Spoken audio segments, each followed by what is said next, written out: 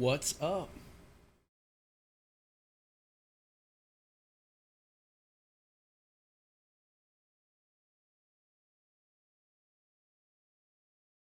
All right, we should be live. Everything should be going. Yo. Yo, yo. Right. Yeah. Hello, everyone. Oh my Hey, god. what's good? All the legends. All right, all right. Just let us know if anything looks odd, guys, audio-wise or otherwise. Forgive the air conditioner. It is August and it be like that.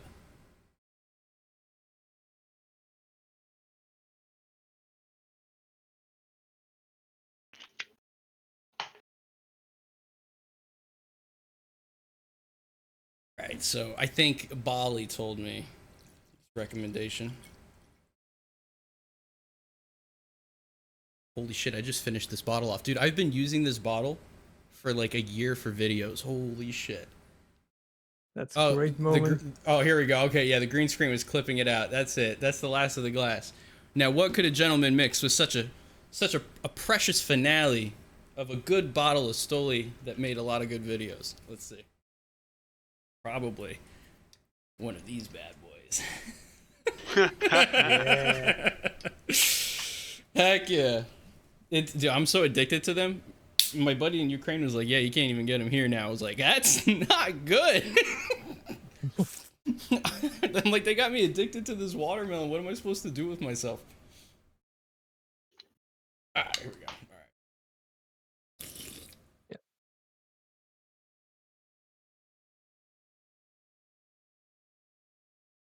All right, we'll see what Bali's recommendation tastes like.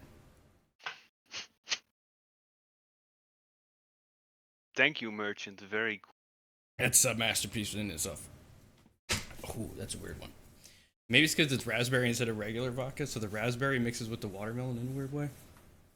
Oh my god. Whew. All right, let's see. My man Kevin Hart.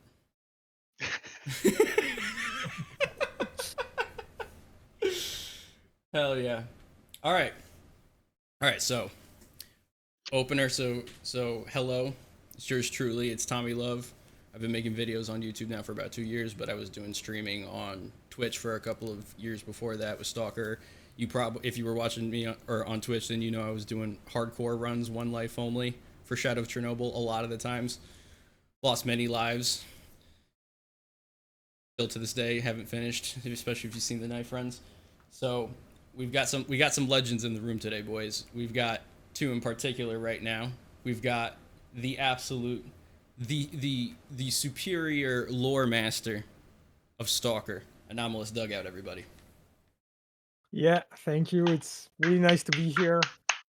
So for those, yeah, thank you. For those who don't know, I've been making videos about Stalker for quite some time now, and I'm mostly known for the lore videos. But I also have other kinds of videos like campfire stories and small tutorials on how to find all the hidden objects in the games and stuff like this. But yeah, mostly for the lore, basically. Absolutely. Highly recommend you guys check out some of his recent videos, especially the lore on PDAs. You love to see it. All right, now we have another legend in here. The man who actually inspired quite a lot of the creative style that I initially and even still take with some of my experimental, unhinged, schizophrenic stalker videos. PapaKev, everybody, dude, I can't reiterate how much of a legend he is, because this man literally taught me how to dev cam in debug and be able to like set the camera up for flight paths and all kinds of stuff. Getting rid of like the flashing red text that would come up when you initially bring up the demo cam, which FYI, I'll spill that secret for my boys. Spam F11. That's your reward for coming to this podcast. Keep doing it. The screen's going to flash. It's going to look weird as shit, but it works, and you'll get some really cool stuff. So, absolute legend. I've got like a notepad where it's like the like PapaKev's fucking legendary notes, man, and it's in there. I'll probably come back to this video when I lose that text file, and I'll be like, oh shit, how do I get rid of that again? Dude is literally the best, man. PapaKev, yours truly. Please introduce yourself. Yo, it's your boy PapaKev. I've been like in the Stalker community for like years now, and I make like all kinds of videos I kind of feel like in the moment. I've done like Duty Wave, Freedom Wave, and the annoying cat video that gets spammed on every Discord every daily. Are we gonna get a tease on a future wave video? Oh boy. There's like one in the works, but it's like really on and off. But yeah, it might be something related to the center of the zone of sorts. That's all I can tell for now. The center.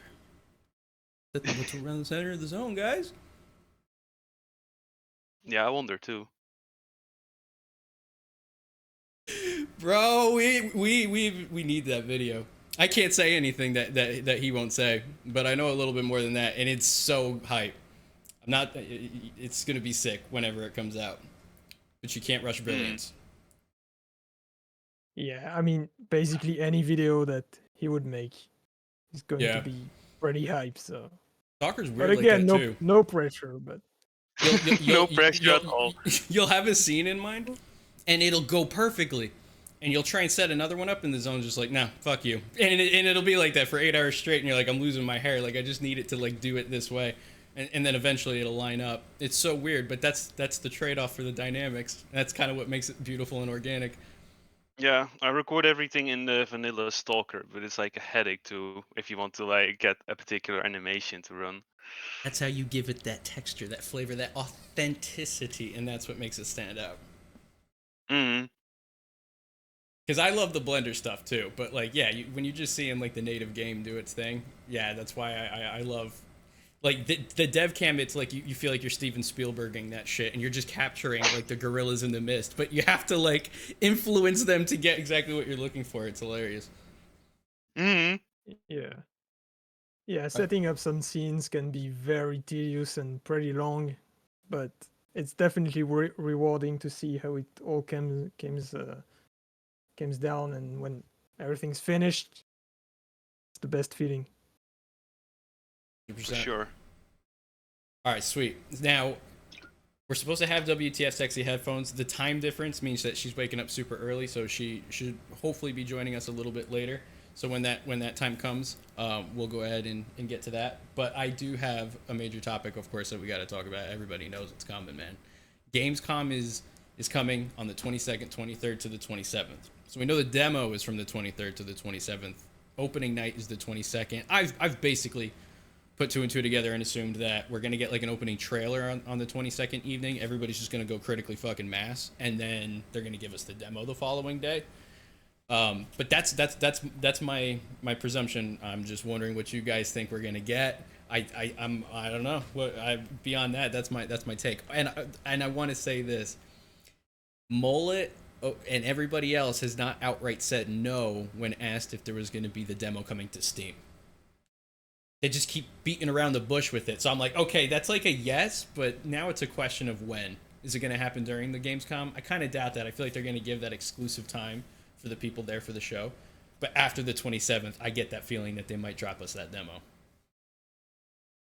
Yeah, I think you're right. Like, I think it's pretty expected that there will be a trailer along with the Gamescom, because they can't just like drop the demo like this. There has to be some sort of thing to hype it up. So trailer is basically guaranteed, I think.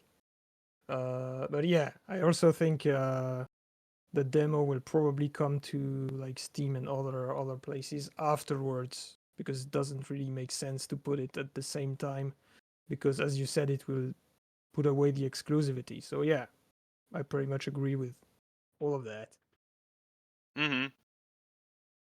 I think it doubles as a really good option to take away a lot of like the questioning in chat of how is this going to run on my PC. It's like, just go download the demo, and that should give you like a fair enough indication. So you know, it's one of those games, especially with like a cutting edge Unreal Engine 5 game that might very well be polished and scalable, but just how scalable, you know what I mean? Like the original system requirements are definitely I think they're going to be updated after Gamescom, because they're outdated as shit. A minimum 1060, bruh, get the fuck out.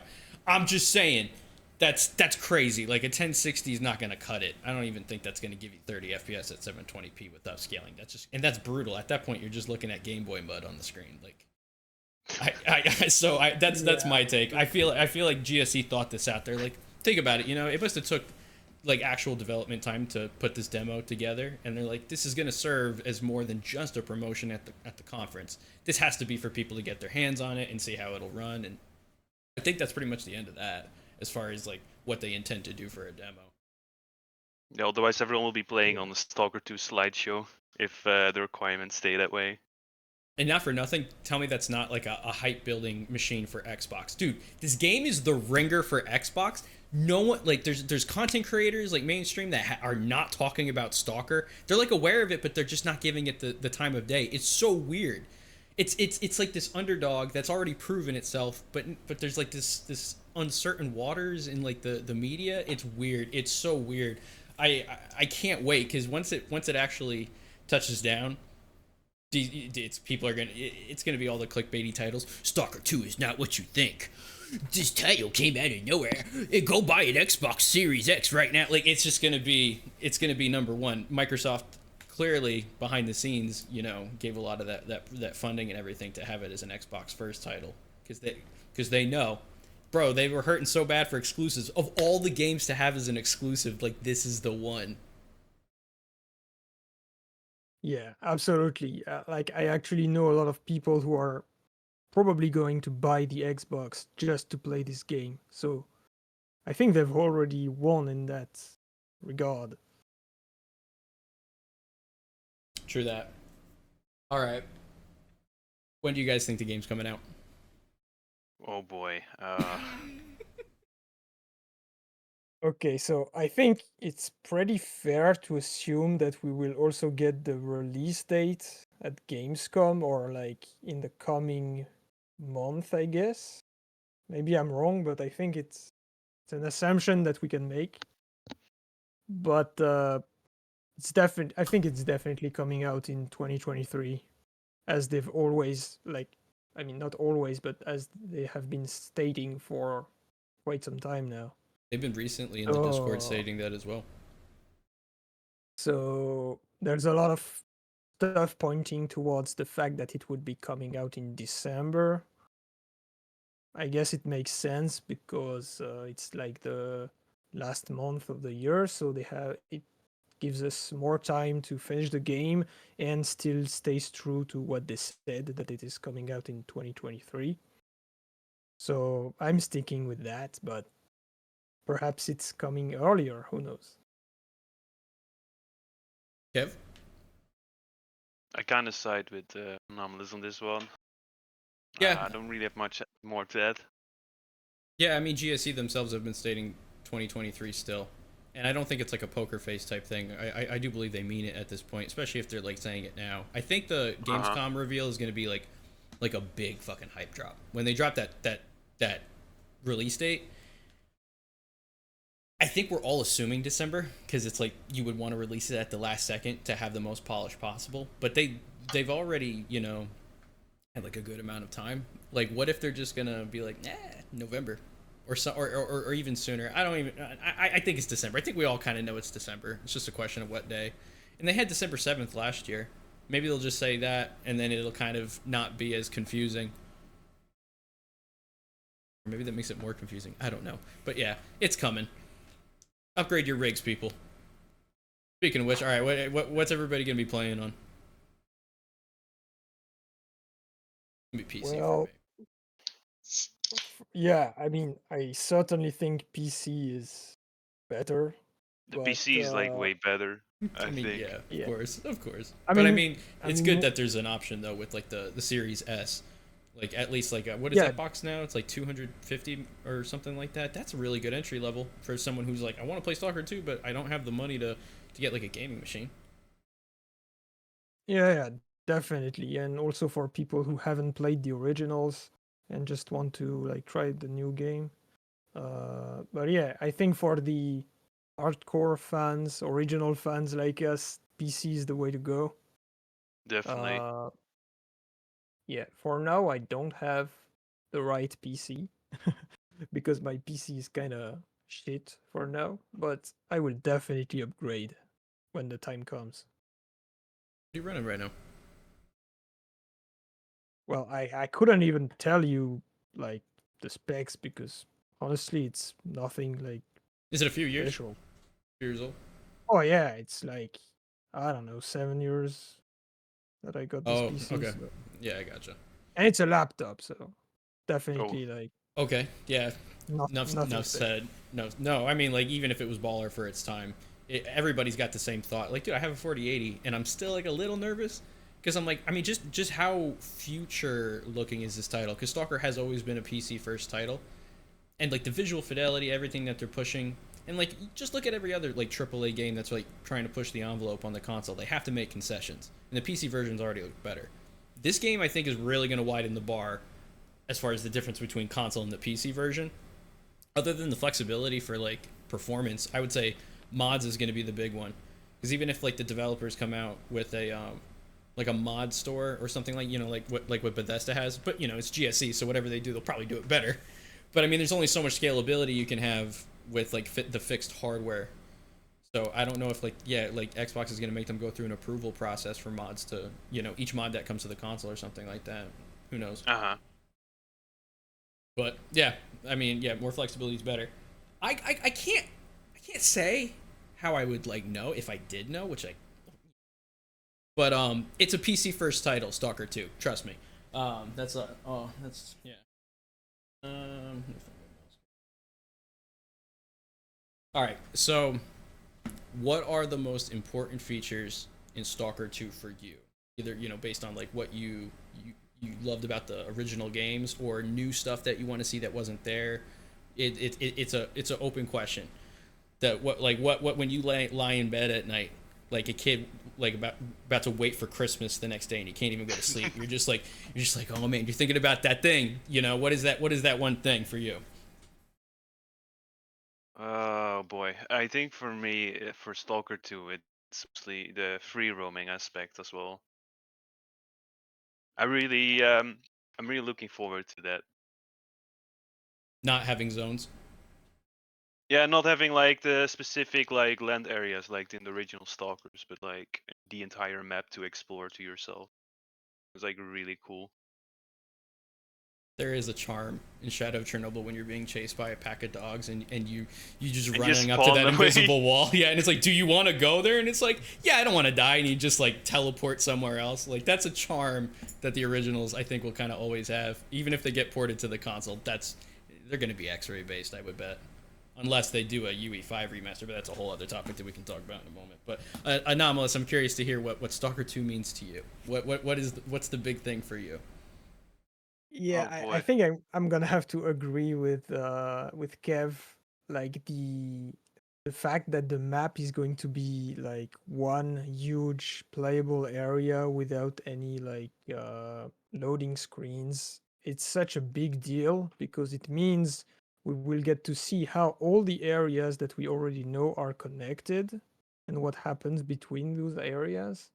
And there's quite a lot of stuff to unpack with this because I think the originals set a lot of questions as how the map works, like how traveling in the zone works. We know, for example, that there are paths that stalkers have to travel through to get to places safely, and there are areas that are completely blocked off, supposedly by anomalies and stuff like this.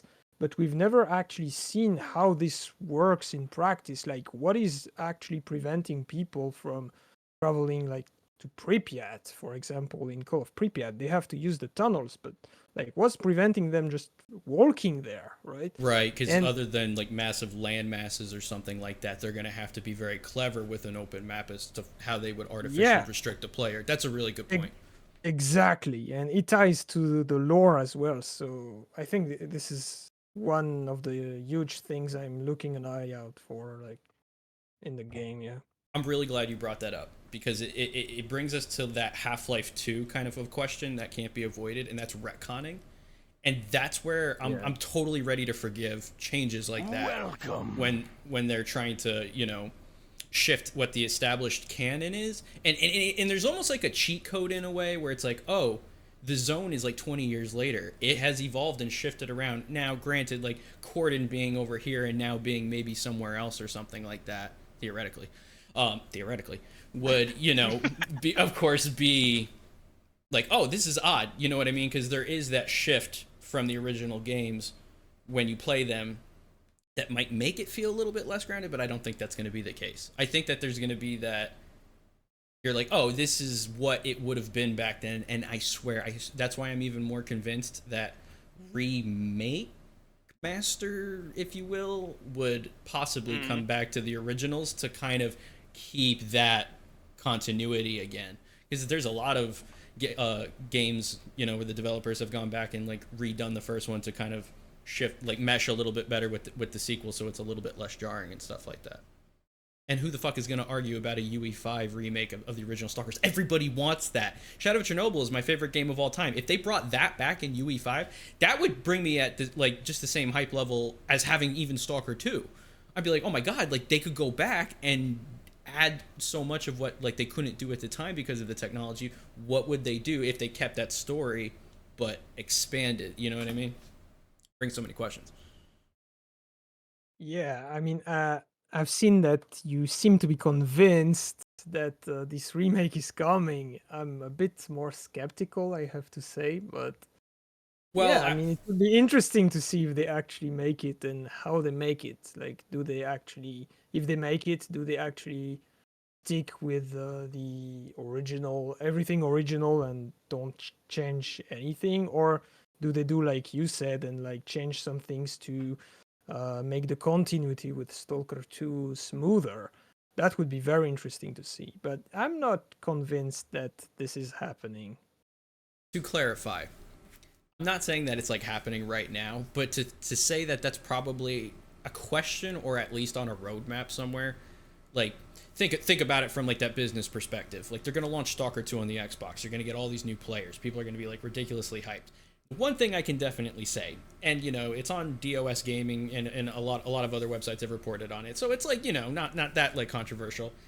The Stalker port of Shadow of Chernobyl, the original, not remastered, remake, or anything like that, was being worked on. It was a GSC build. I don't have it, but I can tell you that it exists, and it's meant for the controller. And there are some slight gameplay tweaks, other than like the inventory and the menus and stuff. So it shows that it's definitely something they were thinking about. So that's kind of where I'm coming from. You're right. You're 100% right. It's definitely not being worked on right now. Stalker 2 is like first and foremost, like they're all resources, you know, all focused on that project. But when the dust settles and like the hype is at critical mass and Xbox players are like, I don't have a PC, but I really want to play Call of Pripyat, Clear Sky, and Shadow of Chernobyl, it's gotta, at some point or another, it seems like it would be a really wise decision for them to bring that content. Yeah, I understand where you're coming from. I guess I'm just not like looking so far into the future, but yeah. This hype train never stops, brother. There's always something. And it's gonna, like I said, it's gonna be the DLC for Stalker 2 when Stalker 2 comes out. Because we're all gonna play like what 100 hours in like the first week into that game. Like, you know, like we'll get through the camp, like the one of the endings. God, I love that. I love that it's that we already know it's not just one ending that you get to choose from, and it's like the originals in that way, where the replayability is all there. So, you know, like when you play a good game and you kind of like start to hold yourself back when you feel the story beats, you're getting towards the end and you don't want to stop. Like with Stalker, I have a lot less of that. Stop yet. Yeah, like with Stalker, I'm like, no, I'm just ready to jump right back into it. And I think that's part of why I've always been so in love with Shadow of Chernobyl's story over the years. Because it's like, it ends and then I just wake back up. Who am I? Where am I? Kill the fucking S.T.A.L.K.E.R. Let's go, baby! And like, it's the next playthrough, like right off the bat. It's like, I love games that have like that self-contained loop type of feeling. The beginning is the end and vice versa. So I can enjoy that. It does help with the joinable factions as well. Yeah, and that's the thing, man. Yeah. Like faction wars and just like a lot of these concepts more like corely integrated into the sequel. And all right, look, like I can tell you, I can see the future when there's like gas mask overlays possibly or something like that. And I genuinely don't know if that's a thing or not. Or like, because who knows, right? They could add or cut anything at any time. Someone would look at that and be like, oh look, that's from Gamma. Oh look, that's from Anomaly. Like they're taking what the modders put in the game and making it native. cool. Like, his, I know that's really controversial, but like what people overlook is that a good feature is one that is integrated natively into the game. So if you have this restriction in your vision, the game accounts for that. They're like, yeah, you're in this area where you're naturally going to need to use this equipment. Let's, keep that in mind when we're designing like the experience for the player and scaling it across all of these difficulties. Because everybody loves difficulty that's good difficulty, not cheap. You know what I mean? There's a difference between like Super Nintendo difficulty and like this AI is so dynamic and fucking deadly that every decision I make needs to be accounted for. That's the good stuff. That's what I want.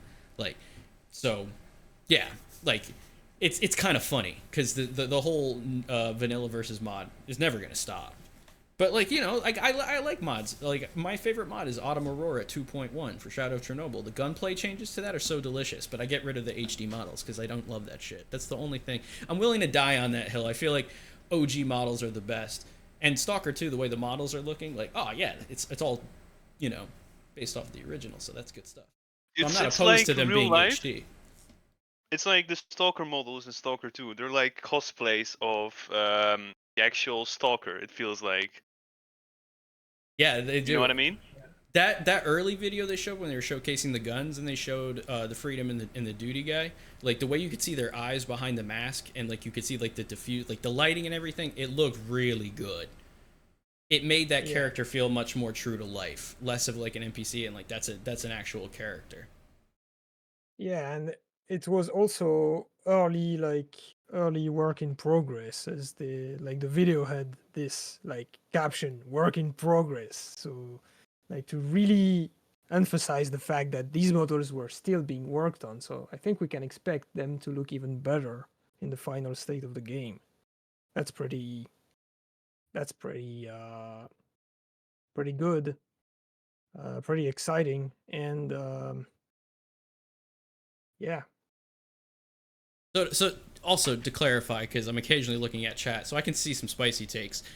Forgive me, I'm non-stoppable right now and stoled out. As far as good difficulty is good difficulty, here's a good example. There's a difference between forcing the player into like a narrow passageway to get into an area, and it's a fucking kill box, and it's like insta death, and like you have to like throw a grenade in this certain corner to clear this certain enemy so you can get through. It's almost like open world forcing you into a linear gameplay decision versus what Stalker's always been, where I'm pushing up on this wall. Oh, there's a pack of dogs. Shit, I'm engaging the pack of dogs. But now the AI inside knows that I am not covering that wall, and they start making moves around me. I kill the dogs, I turn, no one is where I thought they were. They're moving against me, and I need to move against them. Like, there's a lot more logical calculations that you have to make to survive that encounter. And that's good gameplay. That's what I mean. Solid. All right. Anybody else have any comments about what they're looking forward to? There is one that I wanted to say, and that's the birds, man. Like, it's a small detail, but I think those are the things that are really critical to the atmosphere. And I would always just stop and look up at the birds in these games because it's just that world building, and it's like the calm moments. Like Stalker's really good as far as pacing. You'll have your high energy, intense engagements in combat, and then a lot of like that soft reflection, the deadly environment. You're moving slower. You're taking your time. It adds to more of like that philosophical and like the spiritual side of like the story and the gameplay, and I love that. That's huge, man. That's a huge part of Stalker for me. It's more than just a fucking shooter game. Yeah, definitely. And I think it's interesting you mentioned the birds because like in the original game there was like this sort of debate in the encyclopedia. It is stated that the crows are the only birds that survived in the zone, but in the game you can actually hear different types of birds, including other ones than crows. So I guess it will be interesting to see what birds we get in Stalker 2 and what their behavior will be, because it's nice to be able to hear them, but seeing them and like the wildlife, like just the wildlife in general, it's gonna be great. Dude, you guys just got live action anomalous lore. How do you feel about that? Is that not fucking hype right there? That's good stuff. But I agree, because they could add birds and they could add lore like behind it. And in Shadow of Chernobyl, there are sound effects in the background, like you can hear dogs barking in the distance, and there's kind of an uncanniness where that could be an entity that's in your section in your zone, or it's part of like that ambient soundscape that they use, where like sometimes it's not like an actual like thing in the game. Like you can hear like the groaning and the weird noises and stuff like that. But for the most part, it's extremely grounded. So when you hear something, you pay a lot more attention to it. I think that yeah, those details are really important for the game. Yeah, for sure. And like when you are a veteran of the games, at some point you kind of know which noises, like you know all the noises, so you kind of know which noises are made by like actual mutants in your area and which noises you can just not worry about because they're just part of the environment. But with Stalker 2, all of this is going to be reset. We're gonna start out as rookies again. And that's gonna be amazing because we have no idea what to expect. We're not gonna have these reflexes. So it's gonna feel like we start all over again, and that's very exciting for us. Very much so, yeah. I like that perspective. I like that everybody It's like resets. it's like really like entering an alien world again, basically. That's gonna be sweet. I can't wait to just see everybody's like initial reactions when they go into like certain areas for the first time. They have no idea what to expect. They fall like right into a trap that was either like deliberately set to make you fail, or it's like a complex puzzle or something like that. Like yeah, these games have been out for like 15 years almost up to this point. So there's and that's the thing that makes them so good is there's still plenty of information that is not like widespread and everybody knows about. Like it's the Stalker iceberg and you got to like dig deep, and the more hardcore that you get into it, it rewards you directly with more information and everything to keep you invested and emotionally attached to it. But shit, I'm just tangenting off. I apologize. It's so good. I just love it. Everything about this fucking game, man. Yeah, and it's gonna be interesting to see how the different fans like react to the game, to the new game, and how they play it when it releases. Because yeah, as I said, we're gonna start all over again, kinda. But also, there's stuff that we have learned from the previous games that is not going to change. Like we already know a lot of the anomalies, a lot of the mutants, some of the lore, maybe some characters, the locations. So there's going to be a mix between things we already know and we will be able to use that experience. But at the same time, there's going to be a wide range of brand new things.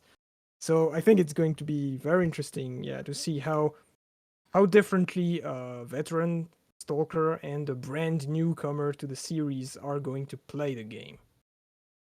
Yeah, because they're going to have a different approach to it. It's like you said, a veteran there's certain information that's always relevant to a Stalker in the zone. And so there'll be more situations they're naturally apt to. And like we've been teased with a lot of stuff like the poppy field, so yeah. Can't wait for Nimble to return. their cause and implications are pretty known, right? Yeah. So like it's stuff like that you'll when you see it to watch out for and stuff like that. But I'm sure there's plenty of anomalies that we haven't seen yet that are going to be really cool when we do. Definitely, and looking forward to the arch anomalies as well. Like they've been teased a bunch of times, so. And I want to know what the scale of those is. Like, are there arch anomalies that are like large in comparison to other ones? Are they all kind of equal? Like, that'd be really crazy to see one that takes up a large landmass.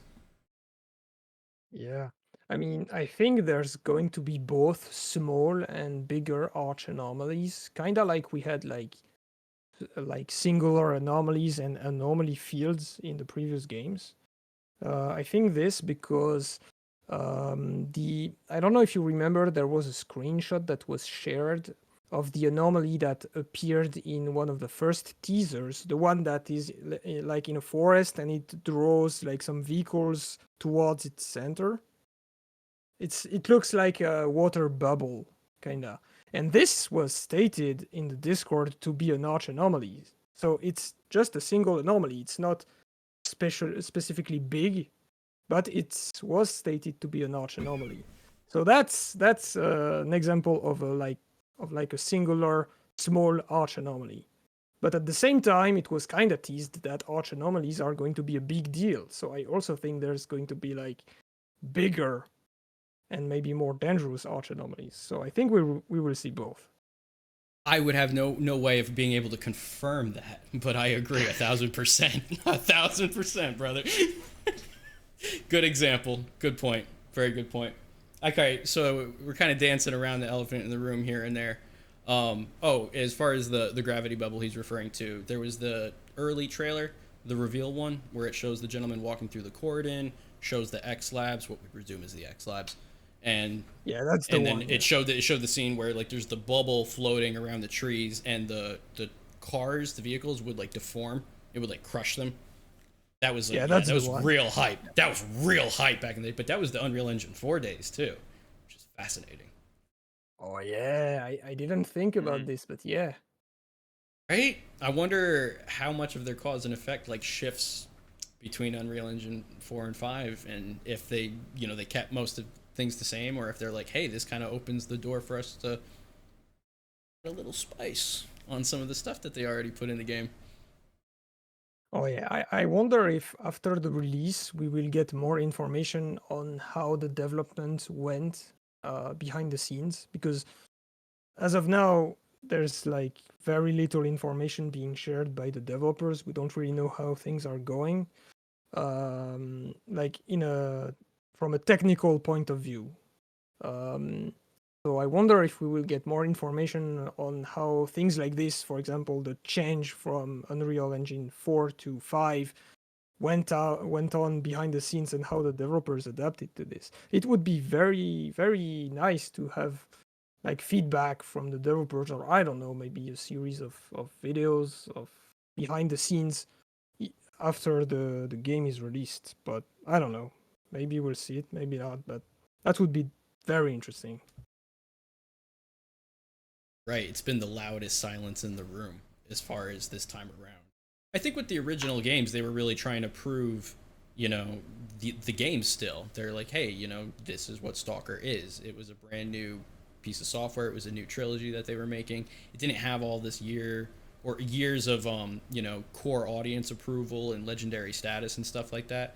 Like Stalker 2 has a lot behind it, driving it now that they didn't necessarily originally have. Like Shadow Chernobyl generated a ton of hype before release, and obviously that's why people were like, fuck, every time it would get delayed. But it's way bigger now.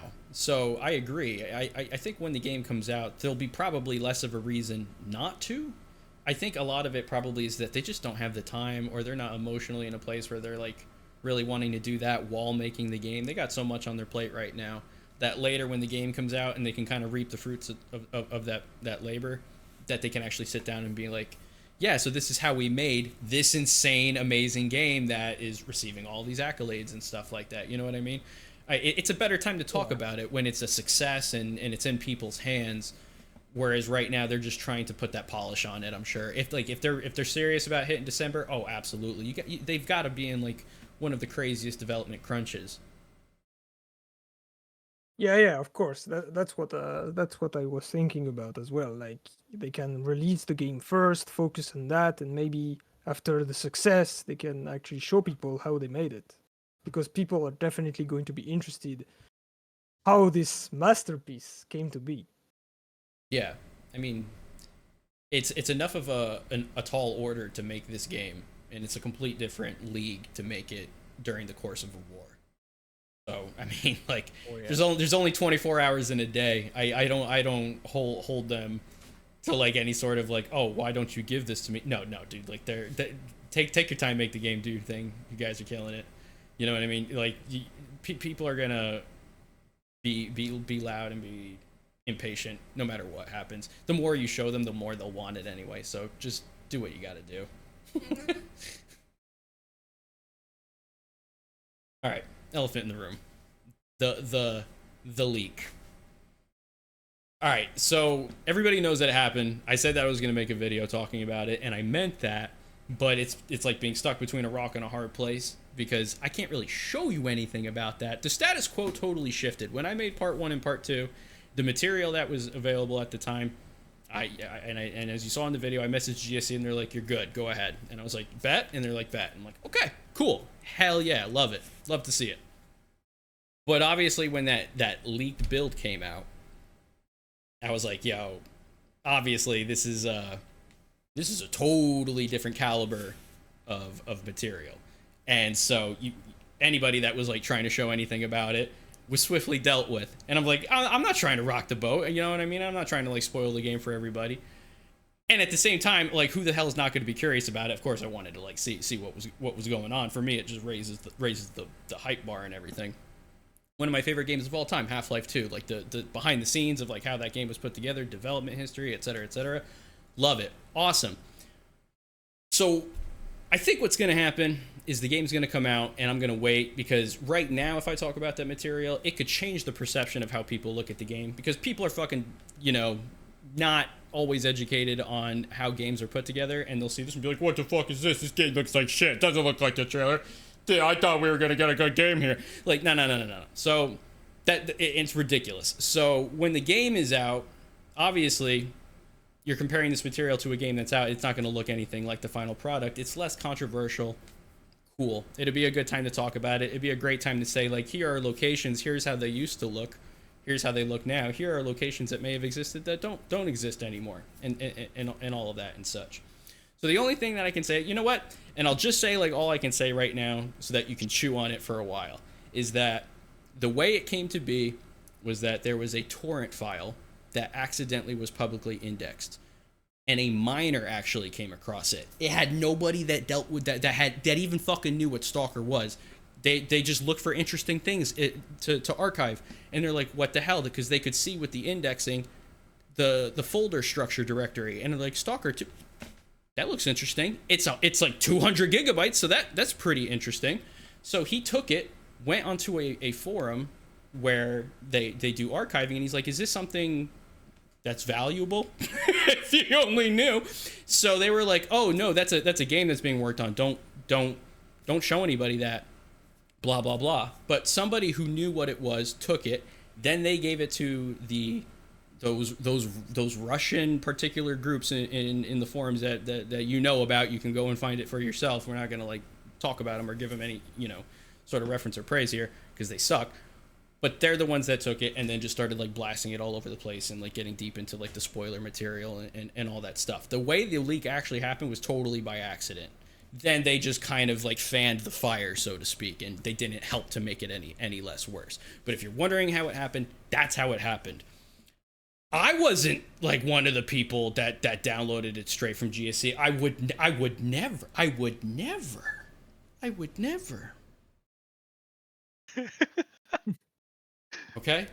Okay, and I so can confirm he would never. I would never. So You're the goodest boy. I'm the goodest boy, bro. I follow all the rules.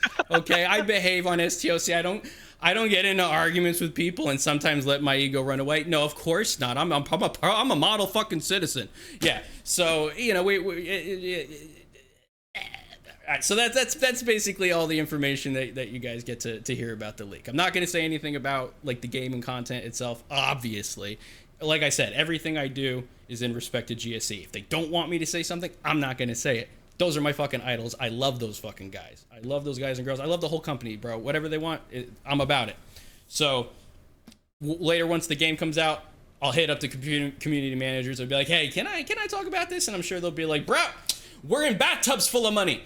Talk about it, baby." Like, and then I'll be like, "Okay, this might be a good time." So we'll see what happens. That's all I can say about that. So I'll neither confirm nor deny anything in the game other than this is the game you've been waiting for. All signs point to it. Okay, this brings us into another interesting question. Modding support. We've been talking about the modding, but let's get like down to brass tacks. So I'm just going to start by laying this down on the ground. If you go to Stalker2.com right now and you go on their website, which they have remodeled a number of times, I think it's gone like through 4 or 5 revisions. Right now, the bullet point next to their little animated video showing like some of the snippets from the trailer is like, yeah, modding support. we understand how important it is, and we're going to give it to you. And from the information that they've told us officially, we know that on day one there will be support, but more advanced tools and abilities will come later. Because anybody that knows their stuff, my moderator man on Discord, Vazim, who's like super tech savvy, he'll be able to tell you first. Like, you know, UE5 is not as it doesn't give you that easy directory. You go in, you can like swap out like these, you know, textures and models in a database, and then boom, they're in the game and everything's like glory. It has to have the support for it. So it is what it is. As long as they give us the tools for it, I think that we're going to be in a good place. And I think that they know that they don't want to have like that community backlash, because like Stalker modding really carried Stalker for a number of years. And dude, this is coming from a vanilla first man. Like, these games are amazing on their own, but yeah, like once you treaded over them for so many years, and they were treaded over for years, you know, there was plenty to chew on there for up to a decade. But after a while, people were like, hey, you know, fuck it, let's just mix it up. This is such a great formula. There's no other game that has a life or anything like that, like this. There's no features like this in AAA. So it's fun to try and change up the formula that we have. So in that respect, like, yeah, absolutely, I totally understand. And I think that there's going to be more than enough to chew on with Stalker 2. 64 square kilometers, like just this crazy huge map. And then of course they're going to be working on the DLC later, which I imagine is something sizable, like Clear Sky or Call of Pripyat was, kind of, because those games were, you know, if there's a reason we're getting Stalker 2, not like Stalker 4, is they weren't really a mainline title. They were a companion piece to the original, but there was enough content to stand alone as a individual product.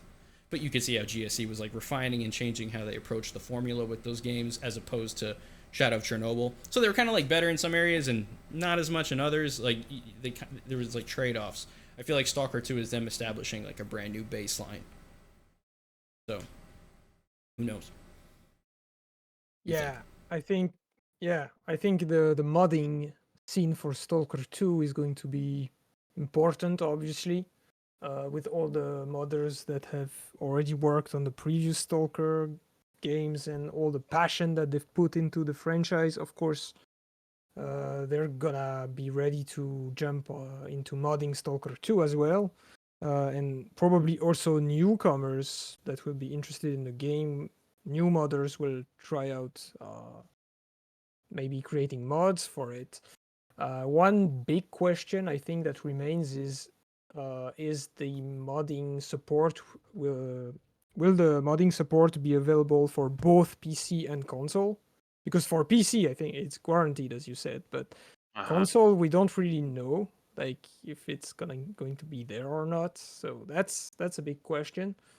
But I have absolutely no answer to that. I'm just putting that out there. And also, one thing I would like to say is I think maybe some people are too optimistic with modding for Stalker 2. And let me explain. I've seen many takes like, if Stalker 2 is bad or if something in Stalker 2 is wrong, modders will just fix it like right away. And there will be amazing mods like right away. I think there will be great mods and like very nice mods for Stalker 2, but it's not gonna be right away.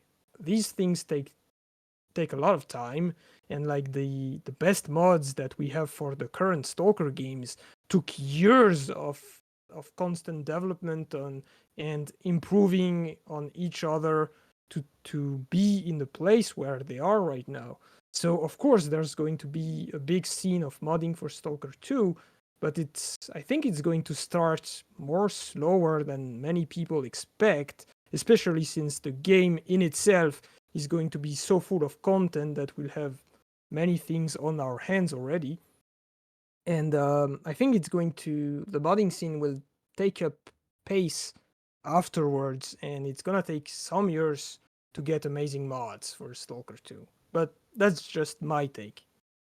I actually do think that the modding support for Stalker 2 would be fine because of the Unreal 5 engine.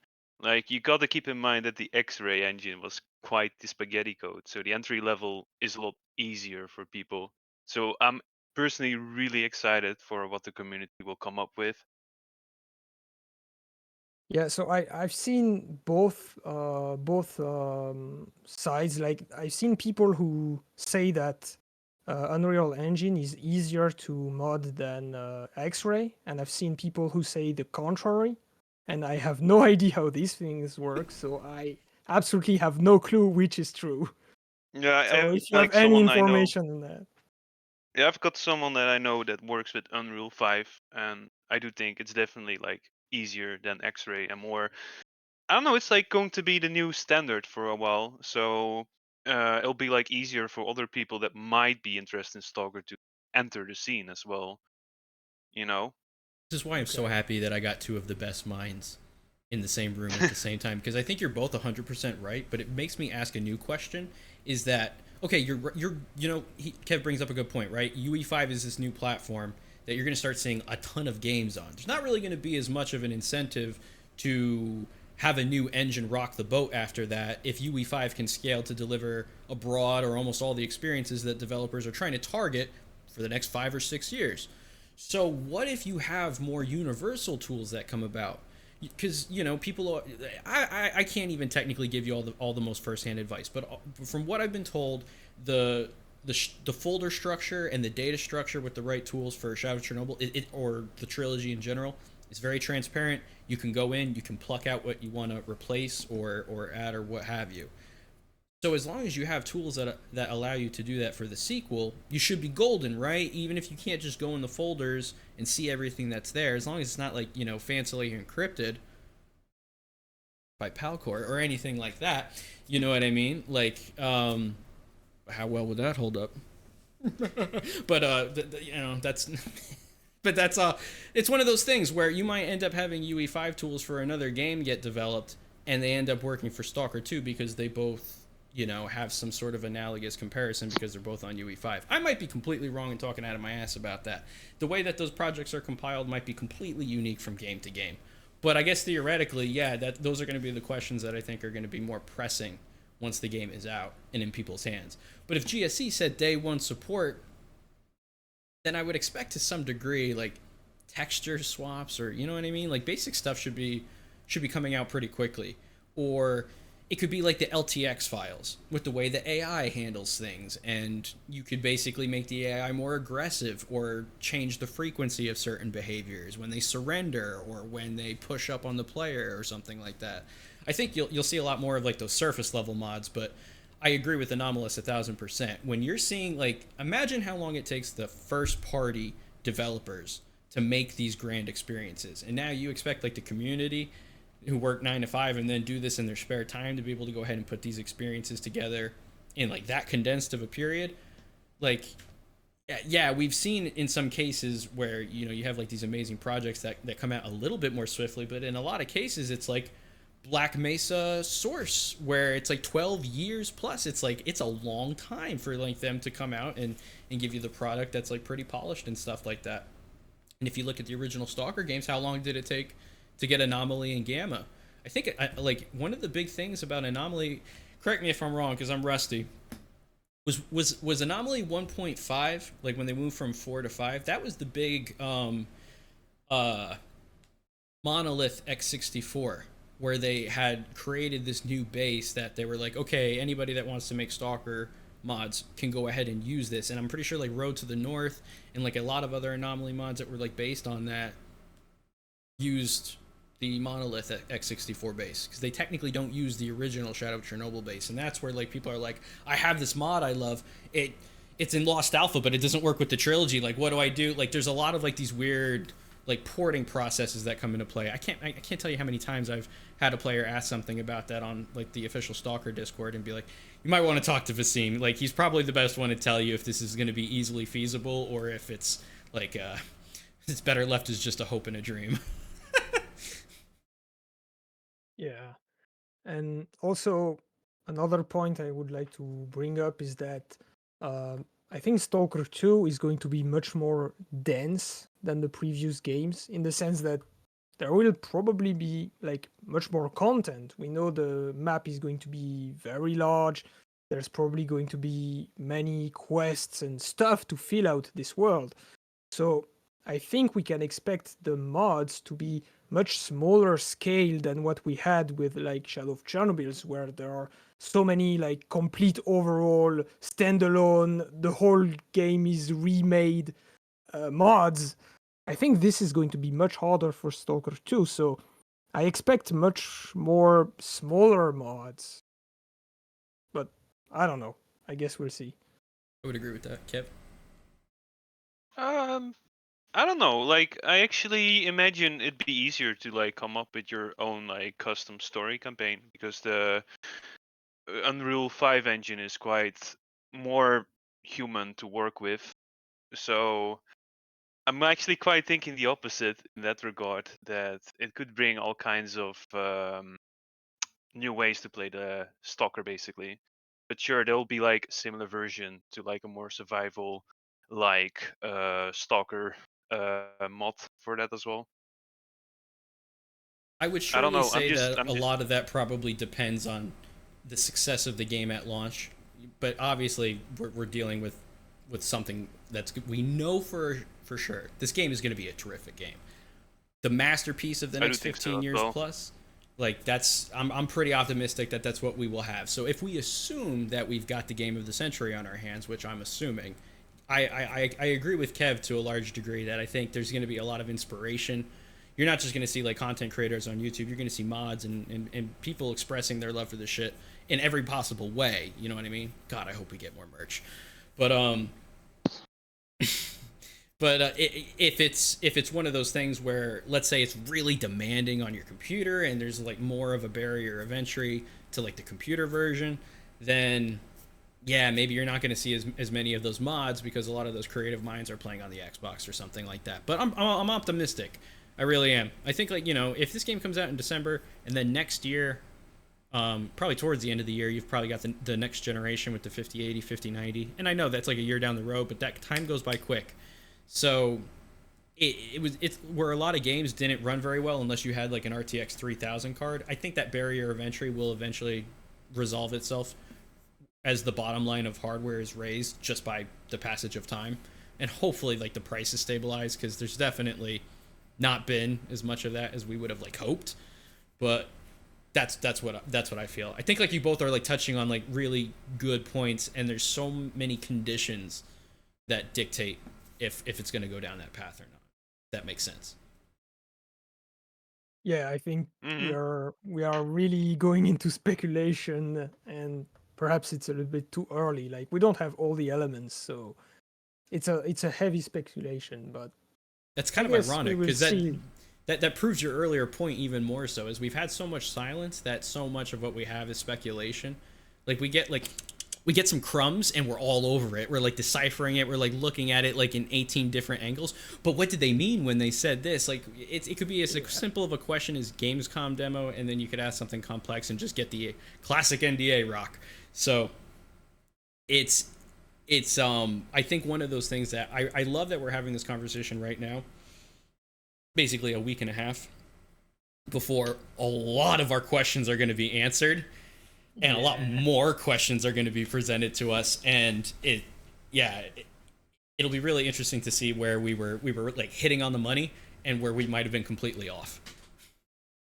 Yeah, we Mhm. definitely need to look back at what we said like in 2 weeks, and maybe get back together and talk again about everything that happened, because we're gonna learn a lot of things. 100%. What are you guys actually expecting from like the performance requirements? Like, if you just had to take a shot in the dark, this is fun. This is, you know, like, all right, so just to establish, on my Discord, on the 100 Rads Bar, place to be, there's basically no rules. We have what we like to call schizo theories, which are the best. You know what I'm saying? Like, just to lightly touch on another thing that's like a little bit kind of safe to talk about. As far as the leak, I said there was a torrent file. It was one of 11 that you could see, but only one was being seeded, meaning it was being shared and it could be downloaded. There were two in particular that were a smaller size, much smaller size, where you're like, well, that couldn't possibly have the whole game on it. So my schizo theory, two of them, huh? That would be really convenient if you were going to put a demo on the Xbox and the PC, and it was going to be a lot smaller. wouldn't you maybe be working on that close to like a big event like Gamescom? You know what I'm saying? So we love to talk about stuff like that. Come on and come over and hang out with us because we will get deep in the weeds, baby.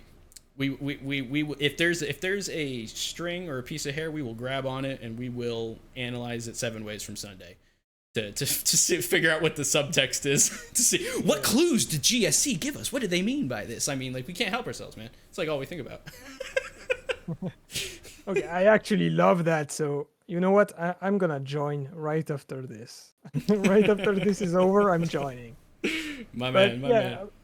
I mean, about the system requirements, honestly, I'm not really like too well. I don't really have a lot of knowledge about all these things, like the technical aspects, like the graphic cards and stuff, you know. So I don't really know, but we already said earlier that they're probably going to update them, and I think so too. So personally, I'm just waiting to be closer to release to be really sure of what the requirements, the final requirements are, so that I can buy my PC then and be sure that everything works. That's basically my strategy. When the time comes, hit me up and we will piece you a super rig together. It'll be sick. Yeah. All Very right. nice. Deal. Let's do it. Heck yeah. You know what we should really do? I should get in touch with my guy that painted my PC case. And I have yet to do a proper video because I've put it together and I've been running it for almost a year now. And it's liquid cooled out the ass. It's fucking gorgeous. But the paint, I'm looking at it right now, and the paint on this thing is beautiful. It's all Stalker themed and everything. A man as esteemed as Anomalous Dugout should have a PC that reflects that, good sir. I will not accept anything less. So when the time comes to upgrade, hit me up. We're going to collaborate. We got to put something together for your case. We got to make it custom, Anomalous themed. You know what I'm saying? It's got to be lore dense. It's got to be gorgeous. It's got to be unique. Cool, It's got to be deserving of its owner, bro. That would be so pimp. We got to do it. Okay. Yeah, you know, I'm all in for that. So let's do it when the time comes. No doubt, dude. I'm a little bit bummed. I've been taking peeks over here, and I think that WTF is in a very deep sleep. Did my camera just trip? Yeah, it did. She must be in like the deepest sleep. She is still offline. What a bum. Snoozer. That's a bummer, bro. My camera did not just like to betray me. It did. Hold up. It's working now. Is it? Yeah, it is. Yeah. Oh, okay. Well, OBS doesn't look like it's working. So odd. That is okay. Oh, there it is. All right, cool. All right. It's an anomaly. Oh, it's gone again. It's an anomaly, boys. GSC has invaded the stream. They're immediately bugging us out. I don't know if you guys can see it. Well, that basically brings me to my final topic point, which was if we were going to take public questions, just in case there was. I said too much. Clearly, DaVinci, you're 100%. Yeah, they're like, all right, pull the plug. But yeah, this would be the point that we go ahead and take some public questions and see if there's anything juicy that you guys had to ask that we hadn't considered during the stream so far. So, by all means, take it away. Kev, Anomalous, if you guys have anything at all that you would like to go ahead and talk about and add, by all means. Well, still regarding the requirements, I think that 1080 will be like the golden standard for it, and you do got to keep in mind that like lots of Stalker fans still have like potato PCs, so I don't know. For them, I hope they will like lower the requirements as well to an extent. Yeah, it has to be scalable. Mm-hmm. I think that you're right. That is really important. Yeah, that's also a question I had. Like, how scalable is it going to be? How personalized? How far will we be able to personalize the graphics and all the settings in the game? Like, because with all the mods that are out there, I think many people have different ways they like to play their Stalker and have their Stalker experience. So maybe with if GSC had a lot of customization to the game, this can help people who have a special, like a certain vision of Stalker and a certain way they enjoy the game, make Stalker 2 closer to this way that they enjoy the game. So I wonder how much we will be able to personalize the settings, like be it graphics or even gameplay or all of that. I guess in that way, UE5 is optimistically what you would want, since theoretically it gives you the ability to scale the level of details in a number of different ways for, you know, everything from shadows, lighting, etc. And so there is probably going to be like a wider level of optimization in that regard. One thing that I think is good to note, when we saw the E3 2021 trailer, the graphics for that were off the fucking, like, they were insane. Like, when I did my reaction video, there were people that questioned that. Dude, that was 100% authentic. This was like the first time that I could see the meat and potatoes of what Stalker 2 was going to be. And it wasn't even reality to me. It was like, it was better than, it was more real than real. It was surreal. And when we saw it come to me, it still looks remarkable. But, like, let's call a spade a spade. There is a gap between the graphic fidelity, I think, in E3 2021 and what we saw in Come to Me. Schizo theory coming in. Here we go. I think they did that on purpose to set the expectation for, like, ultimately what, like, the Xbox experience would be. Because if there's going to be, like, you know, a super ray trace mode, it's going to compromise on the performance. And when they show the game, they don't want to show it in low fidelity. There's one part in particular in the Come to Me trailer where you can see some slowdown. So they were clearly still working on some areas. They weren't, like, you know, 100% optimized, so they probably had to scale some of the fidelity back just to be able to get, like, a good-looking showcase. Because E3 2021, it was smaller of a vertical slice. A lot of those camera cuts were very slim. Or extremely tunnel. Like, don't look over here, there's literally nothing being rendered, but look at this shit looks amazing. Where Come to Me was a little bit wider of a scope. So that's where my presumption that at Gamescom, they're like, this is actually what the game looks like. And I think that we're going to have a much greater idea of what the fidelity is going to look like. But I think ultimately that max graphics PC level experience, like the Stalker 2 of the future level settings, I think all of that is in the screenshots and the promotions and stuff that we've seen. And I think that absolutely, you're going to, big bet, need a 4090 or better to be able to really get that fidelity, because that's as good as it gets right now, and they develop all of this stuff to push the envelope anyway. Stalker's always been that way. I had, what was it, a 270 or something? No, I had a 9800 GX2. And I remember, like, or something, like, you know, one of my favorite memories is when I bought Clear Sky on launch day. I was a lad, you know what I'm saying? Like, Clear Sky came out, what, a year after Shadow of Chernobyl? I was 15 when I played Shadow of Chernobyl. So I was 16, I didn't have no car. It took me like an hour and a half to walk to the Menlo Park Mall and go pick up my reserve copy. You want to know what happened? I thought it was odd that it wasn't in shrink wrap. I had bought it. I was walking out of GameStop. Every time I walk past that GameStop now, I look at it and I'm like, I bought one of the best games ever over there. But I opened it. There's no fucking disc. I was like, oh shit. And I ran back to the store. I'm like, bro, I swear to God, I'm not lying. I'm not fucking with you. There was no disc in it. And he's like, you're totally good. I know what happened. You accidentally got the box that was on the shelf, the display model. And then he gave me my copy that had the shrink wrap, and I was like, oh my God, all right, thank you. All right, we're good. And then I went home and played it, and it was not as optimistic as you would think. It ran like ass in DirectX 10. It was a slideshow, and I cried tears of joy and pain because it looked so good, but it ran so bad. So I went back to DirectX 9 and I turned that shit back up, and it was awesome. It was like the best weekend I fucking ever had. But it was always in the back of my mind where I was like, oh yeah, like I can't wait. Once I get this next upgrade, I get this next graphics card. Booyah, baby, I'm firing up Clear Sky. It has always been my ritual that when I upgrade my computer, I always play Stalker. And I don't care even if it's just base Shadow of Chernobyl. I could buy a 5090 tomorrow and be like, firing up that Shadow of Chernobyl, baby. Can we get 700 FPS? Like, I just want to know what it can do with X-Ray or with, like, these games, because realistically, that's what I put a lot of my time into. So Stalker 2, I think it's going to be, like, my new favorite ritual. That's going to be the new baseline. Because that game is so forward-looking that if you want to play that at, like, 144 FPS maxed out for, like, just that god-level fluidity and fidelity, you're going to need an upgrade. And not with parts that exist today, but parts that exist, like, a year and a half from now. And that's part of the fun, you know what I mean? Because you don't have to have those max settings just to enjoy the game. You know, I like most Stalkers I never played maxed out with, except Call of Pripyat, because oh my god, did that look like ass on launch. I'm sorry, but I remember like Clear Sky was pushing the limit, and then Call of Pripyat, I was like, what the fuck is going on?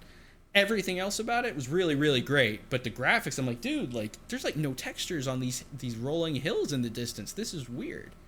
And it had 3 major open areas, and that's where it was really questionable. Because Call of Pripyat made you always look at the horizon and try and have a sense of what was going on around you, because it was more about being dynamic. There's like an Anomalous would be the first to tell you. He's made the videos. There are a lot of different ways that you can approach quests. There's multiple outcomes to them that you may not initially be aware of. Some quests have like 4 or 5 different, branches that they can take. And I've seen it where people are like, what the fuck? I played this game for like 9 years. I didn't know that you could do this with that character. And I think that's one of the charms that brings people back to it. But yeah, that presentation at launch was a little bit less and left to be desired. But of course, atmosphere, natural or whatever it's called. There's like I have got a folder of just like a lot of old school mods and new alike that I use to pretty up Call of Pripyat a little bit. But I remember that used to make my CPU and my GPU sweat like a pig. So, that's the thing, right? Is, we can max out Stalker with no problem. Bet. Now we have mods. Now it brings the demands back up. So now we're waiting for new hardware. It's just never stopped. Try and max out Anomaly and Gamma with the grass sliders. If you don't believe me, you think you can max this shit out?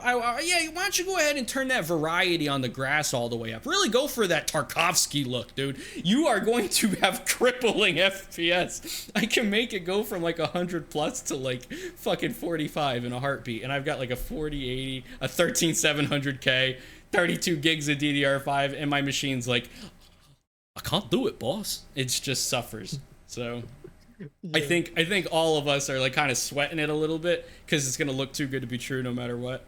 But I think ultimately it's going to be pretty scalable. I think if you've got like an RTX 2000 card, and I mean any of it, like even a 2060, I'm pretty sure the minimum requirements will be a little less than a 2060. So I think it'll be good. And there's one thing I will say is this. There's a difference between the low settings of today from the low settings of a decade ago.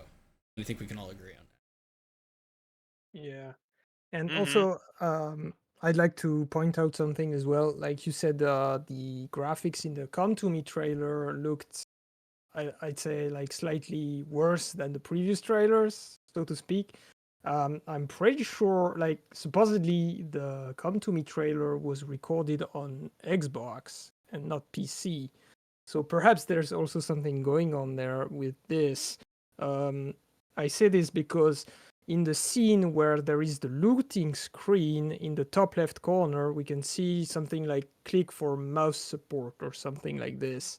So perhaps the trailer was you know that one part of the trailer where you're in the back of the truck and the cloud artifact, the blue one, is bouncing up and down. Yeah. It says press F to pick up. But what you said was interesting, and I'm not sure if I caught that.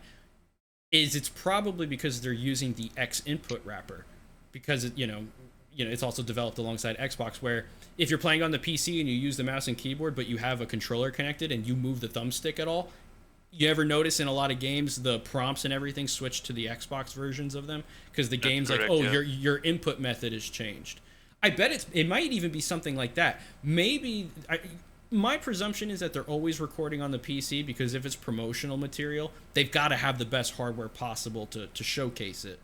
But maybe you're right, and they were using the Xbox controller because it was easier to get that cinematic swing of the camera, or have whoever was demoing it do that, because it's not so... they clearly didn't want it to be one of those things that people are like, that's not even a real player, where you can tell it's an extremely fixed camera. So maybe they thought you would get more of a natural walkthrough.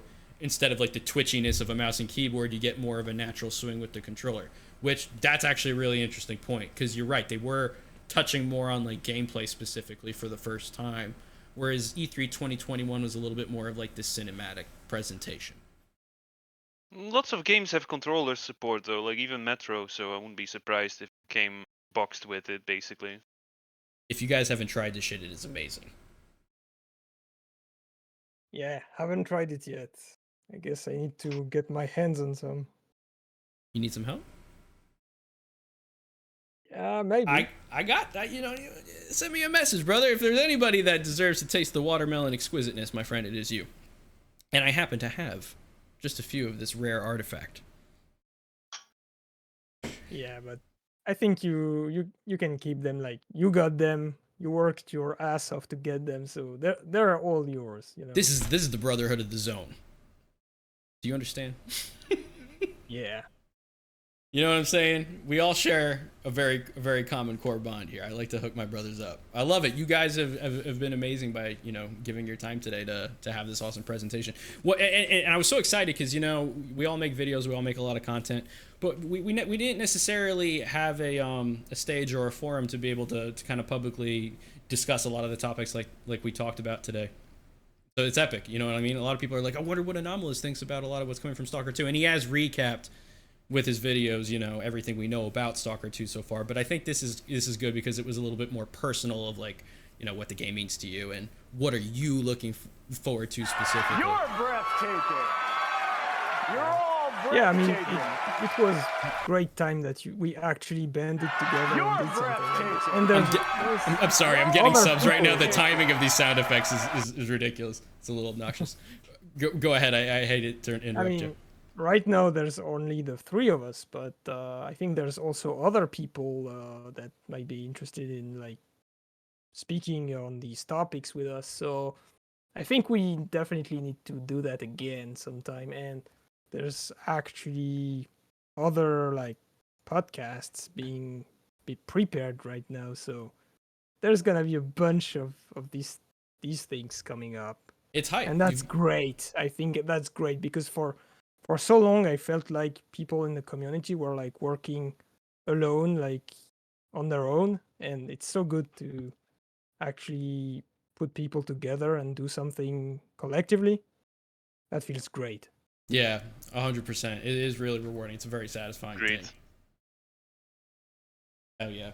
Okay, all right. So we had asked before, and then we totally got sidetracked because these gentlemen I could talk to about this stuff forever. And when we see more of the game and we actually have the details, like Anomalous was saying, a lot of this is speculation. When we have the details to chew on, I am so excited for us to really get into the meat and potatoes of that. As much as I love my schizo takes and theories, I like to see the stuff that's actually presented to us. But yeah, this would be a great time for us to go ahead and take any community questions. I think we're definitely getting more towards the wrap up.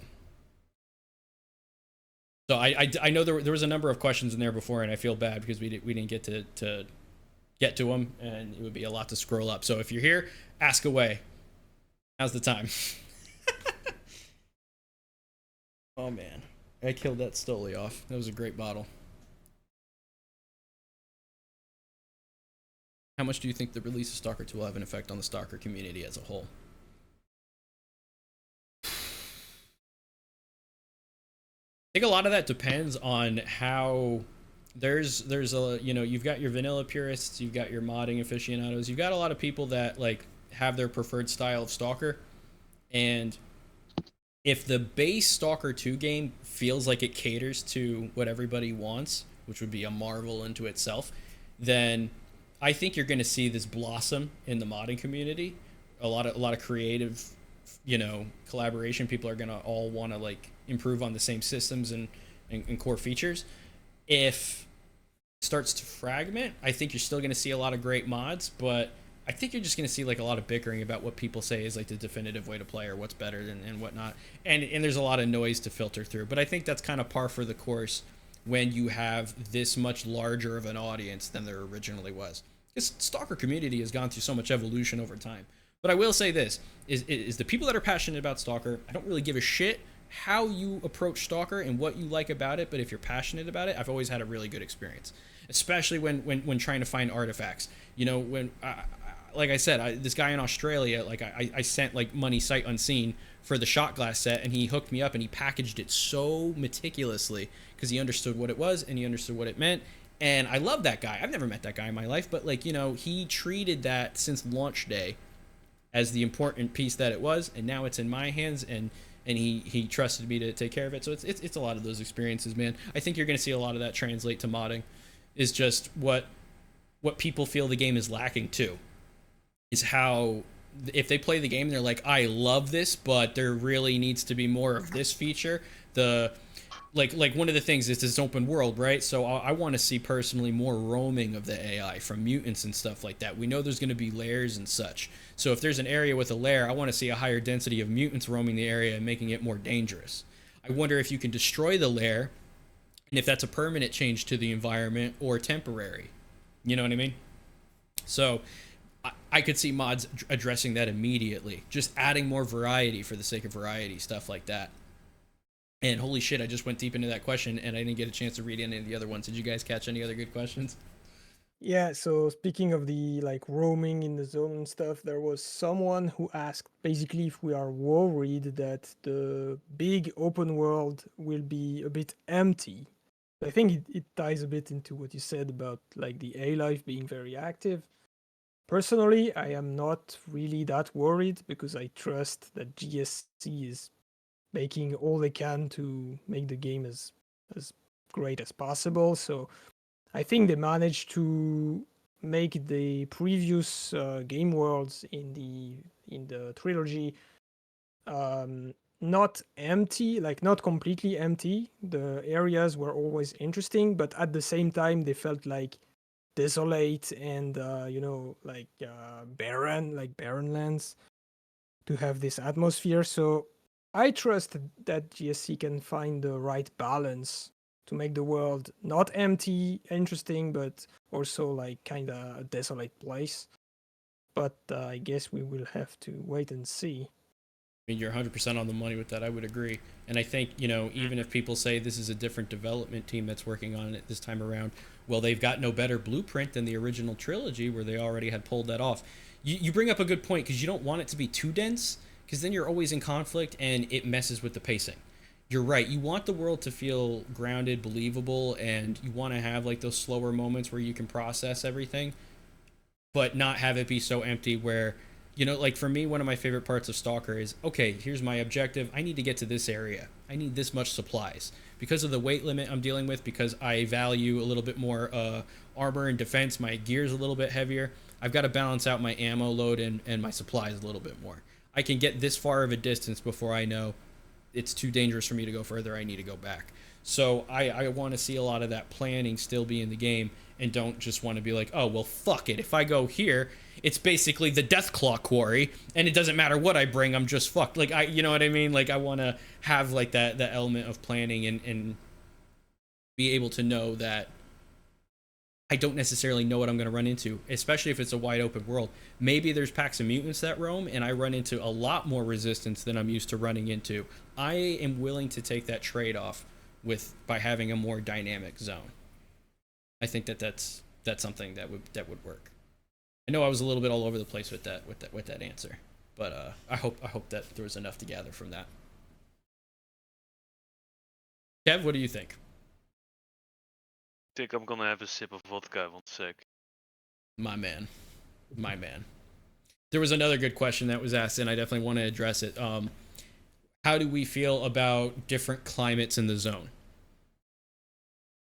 So, like, I want it to feel grounded. I want the zone to feel normal. I will say this, however, if it's an anomaly, you know, because there are no bugs, there's only anomalies, like, anything goes, right? Like, if you have a section that is warped, environmental, maybe, like, yeah, like, you're in Pripyat, and all of a sudden there's this section that looks like it's winter, but it's literally just this section in stark contrast to the district that it is inside of. You know what I mean? Like, it could literally be a really small area. That might be interesting, but I'm not sure. I would have to see how that developed and played in the game, and that's something for the developers to worry about. But if they could do it in a way that they felt confident, I'm sure that I would like it. But if they don't do it, I'm sure it's because they thought that was a no-go.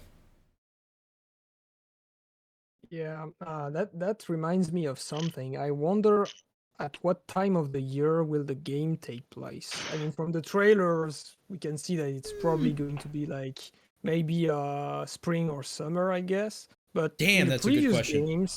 In the previous games, we had spring in Shadow of Chernobyl and summer in both Clear Sky and Cove Pripyat. I guess Clear Sky was like late summer, early autumn. And we've never seen winter in the zone. I know many mods like to add like the winter setting because it's quite interesting. But yeah, I guess from what we've seen so far, Stalker 2 is going to take place either in spring or summer, but I don't know. It would be interesting if like the game spans over a long time and seasons change. I don't know.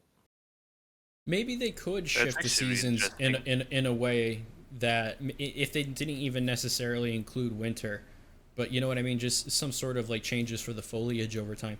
That would be quite a remarkable system. And you've got Lumen, you've got Nanite. Like a lot of these concepts were probably a really tall order for development in previous years, but there's a little bit more of that creative approach that might be realistic where it wasn't before. And there's another good question in here that ties into it, like, you know, elements of Roadside Picnic, which, you know, the Stalker trilogy was, you know, originally based or inspired by. That was the template. When GSE talks in interviews, they say they wanted to make a game based on Roadside Picnic when they were starting the idea of Stalker. Here we go. Da Vinci's mad, but he can't it's the truth. It is the truth. They said they wanted to make a game based off of Roadside Picnic before they ever actually had Stalker as we know it. That was just what they started with. Then Stalker became Stalker. Obviously, Stalker's not Roadside Picnic. Have another drink, Da Vinci. So, I would like to see that only because you've got such a large zone that there's so much more opportunity to having a diverse amount of anomalies and stuff. And I think a lot of the anomalies that they had in Roadside Picnic are really fascinating. They really play on the mind. And I would love to see that in the environment of Stalker 2. Like Anomalous was saying, you want to be able to have those desolate environments. You want to be able to take them in, and you want the pacing to reflect that. And so there's a lot of anomalies in Roadside Picnic that were definitely more slower paced for Redrick. And a lot of it was all about walking like 10 steps felt like walking 4 miles because there was so much element of danger with every step that you didn't know if you were going to be a whole person and then a cloud of red mist because you took one wrong step in because you stepped to the right diagonally instead of left. Terrific. Now you're done. Like it's one of those things where you got to balance that with gameplay.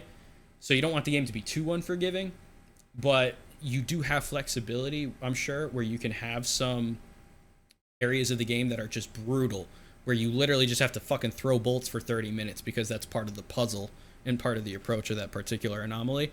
But they don't keep that same energy throughout like the entire world. You know what I mean? You just have more opportunities for unique situations, which actually brings me into a question I had before that I'm glad I got reminded of, and I want to hear your guys' thoughts. What do you think the quests are going to look like in this game and the quest structure? Because theoretically, with the advancements in the AI, we should be able to have a lot more unique situations than we had before, instead of fetch this or kill this. I know the camera will come in and out. Don't worry, it will come back. It's one of those things. I think it's because Discord is fighting for control of my camera while OBS is fighting for control of it. And I already told OBS to chill, and it's like, no, daddy. So I was like, okay. So disregard. I'll come back on visually.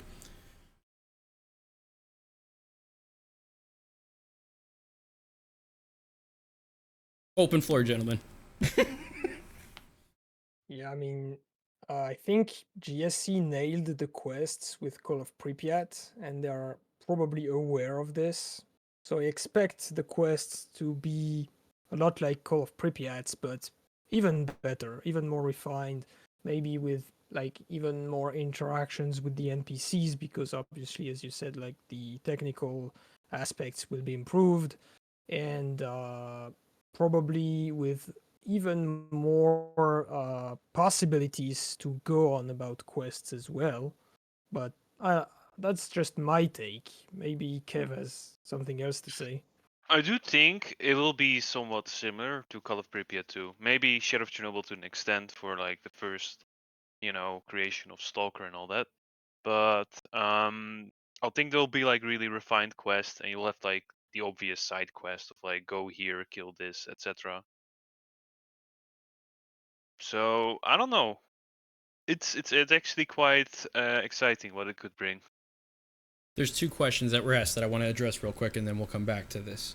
One of them was, do we think Stalker 2 is too niche, or does it have the potential for like widespread reception? Definitely the latter. Yeah, no, I don't think there's anything that's too complex about like the story or like the approach to the game. I think people just don't know about it. You know what I mean? Like there's the core audience like us, and we're so hyped about it that we tell people about the game, and they're like, yeah, I've heard of Stalker, like I've heard it's really good, this, that, and the other, but it's never really been accessible to them.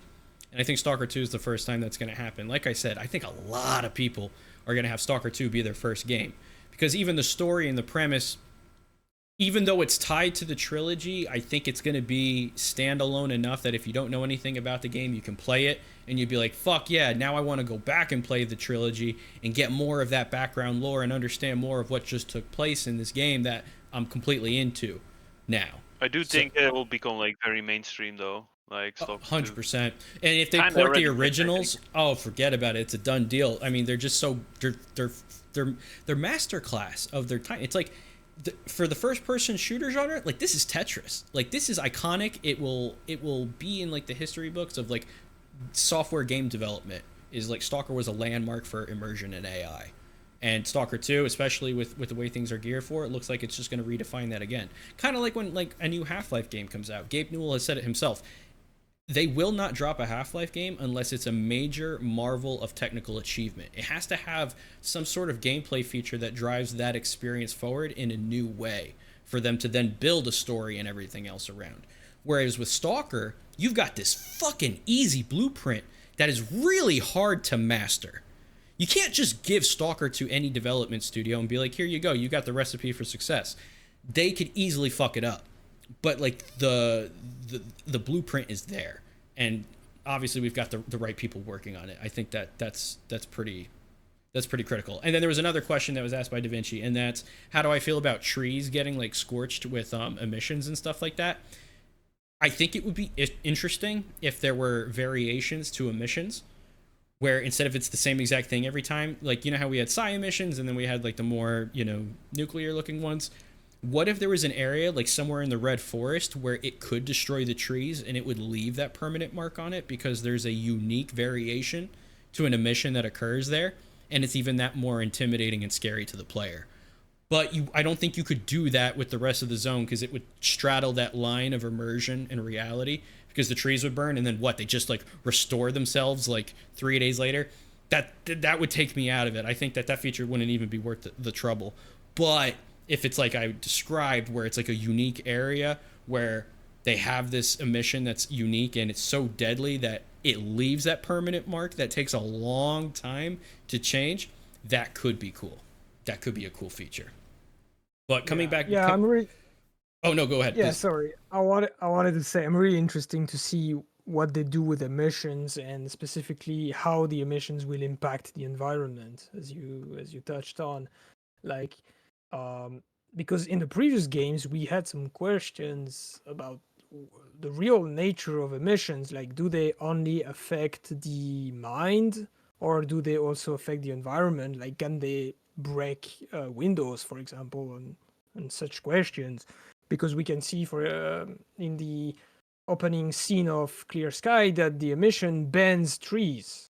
So it seems to have a physical effect, right? But at the same time, there are places where you can survive emissions, like in some buildings where it seems that you shouldn't because the windows are not covered and stuff like this. So emissions had some major inconsistencies, I would say. Anomalous. I would like tell you though that the one from Clear Sky was like a major emission, and those are like Yeah. quote unquote regular emissions. So the whole deal could be that the major ones actually changed like landscapes and like access routes that would be like accessible or blocked that way. Yeah, absolutely. So yeah, I think it will be Good interesting point. to see like how emissions basically happen and what their effect on the world is in Stalker 2. Like, we know that emissions are supposed to change the positions of anomalies. Is this going to be a thing in the game? Like, are every anomaly in the entire zone actually change position after each emission? I'm really That's a good interested to question, because see I feel like that wouldn't necessarily serve the gameplay. It would be good to have both, where like certain, you know, anomalies, they are kind of static. and then there's others that do roam and that you have to take into more careful consideration, and that by balancing that, you can change the pacing of how long it takes to run from the south to the north section of Corden, or something like that. I think that's a really good point. Yeah, that would be the best approach, I think. Have some specific spots that are always filled with anomalies, and We did some see that with smaller mods. anomalies. That, yeah, Like with the bridge on Corden, and I like that. Like, we're sometimes, like, when you play vanilla, you see the little electric current, you're like, yeah, fuck, I know you're there, and you never run there. You just know it's background information. You don't even think twice about it. But then I would play anomalies sometimes. Don't burn me. But I would play sometimes, and then when I would have the dynamic mod for anomalies, that was one of my favorite mods. I actually really enjoyed that because it created such a fresh experience. To have that in vanilla form in Stalker 2, I don't think they can ignore that. I think there has to be some dynamicness to the anomalies. It's already in the lore. In Call of Pripyat, the helicopters came in, and the whole premise was that the anomaly fields had shifted, and they all fucking crashed. So yeah, that would be really good for them to lean into for the world building further, because it cements a lot of what they've already established. They do that Yeah. in Call of Pripyat. After an emission, like the emission fields, they change like location pretty much, but not like there's not like a new major emission plot of sorts. Right.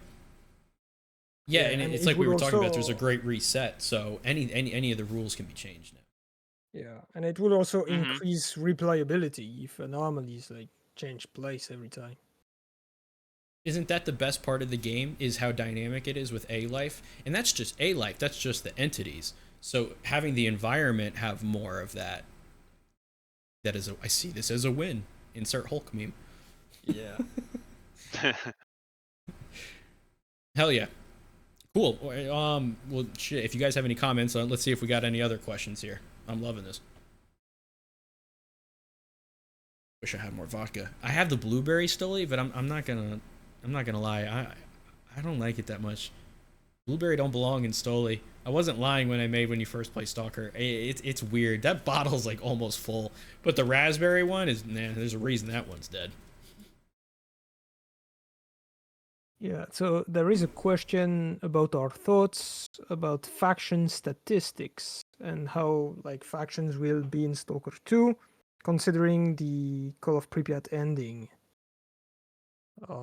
So yeah, it's interesting because we don't actually know for sure which Call of Pripyat ending is supposed to be like the correct one. So it's up to anyone's guess like what actually happened. But the factions, like in what place they will be in Stalker 2, I think so many time will have passed since Call of Pripyat that it's impossible to know for sure in which spot the factions will be. It's too much speculation for me, so I'm not gonna dive into that, but maybe you guys have an opinion on this. Yeah, it's quite the pill to swallow, that department, I think. I can't say I do anything about think- factions because I know more than I should. So anything I say is not going to come from a genuine place. I'm sorry. I can't like just be like, well, gee, maybe this. No, I can't. I'm going to have to plead the fifth. PapaKev, this is all you. I do think like the major like factions will have like a return of sorts. I don't know. It's like Vinci, why did you ask that question? Don't ask that question. You know I can't answer that question. Yeah. Yeah, the only thing I would say about factions is that, well, it's pretty obvious, but Circa is going to be pretty important. Monolith is going to be pretty important. And as far as I know, we've not seen much of the military just yet. Good point. That's one thing That's I a have, really good I have point. remarked. So I wonder if Circa is like gonna maybe take more of the military role in some aspects, and maybe the military will be just confined to the borders of the zone, or maybe the military will be up to something, but GSC doesn't want to reveal too much. I don't know. I'm not sure what's up with that, but I just saw that we haven't had much information about the military just yet. You bring up a I good didn't think point of because that actually. that trailer section that shows the checkpoint where you throw the grenade and you get in a small arms fire with the double banana clip on the AK-74U. I think it was raining, right? And so like there's a lot more of like hooded enemies that you could mistake for having like loner uniforms, but wouldn't the presumption be that those are military checkpoints? I guess there might be more variations to their costumes. Maybe they put the hoods up when it rains. That would be a fucking cool detail. But yeah, they didn't actually have as much of like that classic look.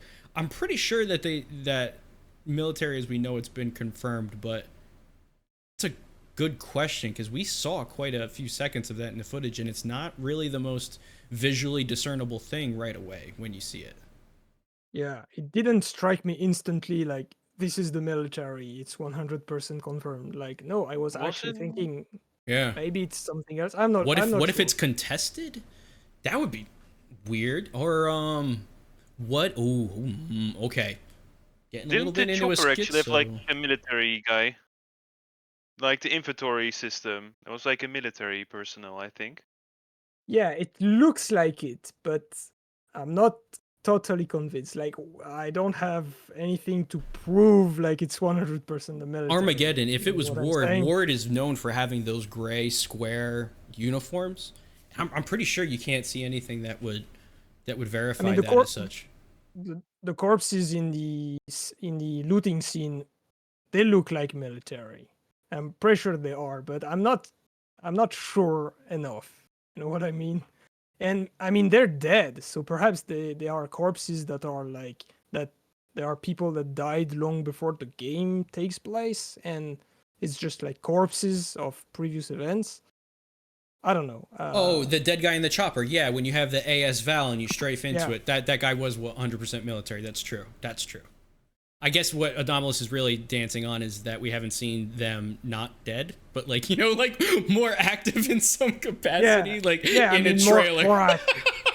Like we're sure they're in the game, but he's like, well, that guy was dead in that one room. Yeah, I mean, it's just that in the previous games, I think the military was such an important faction.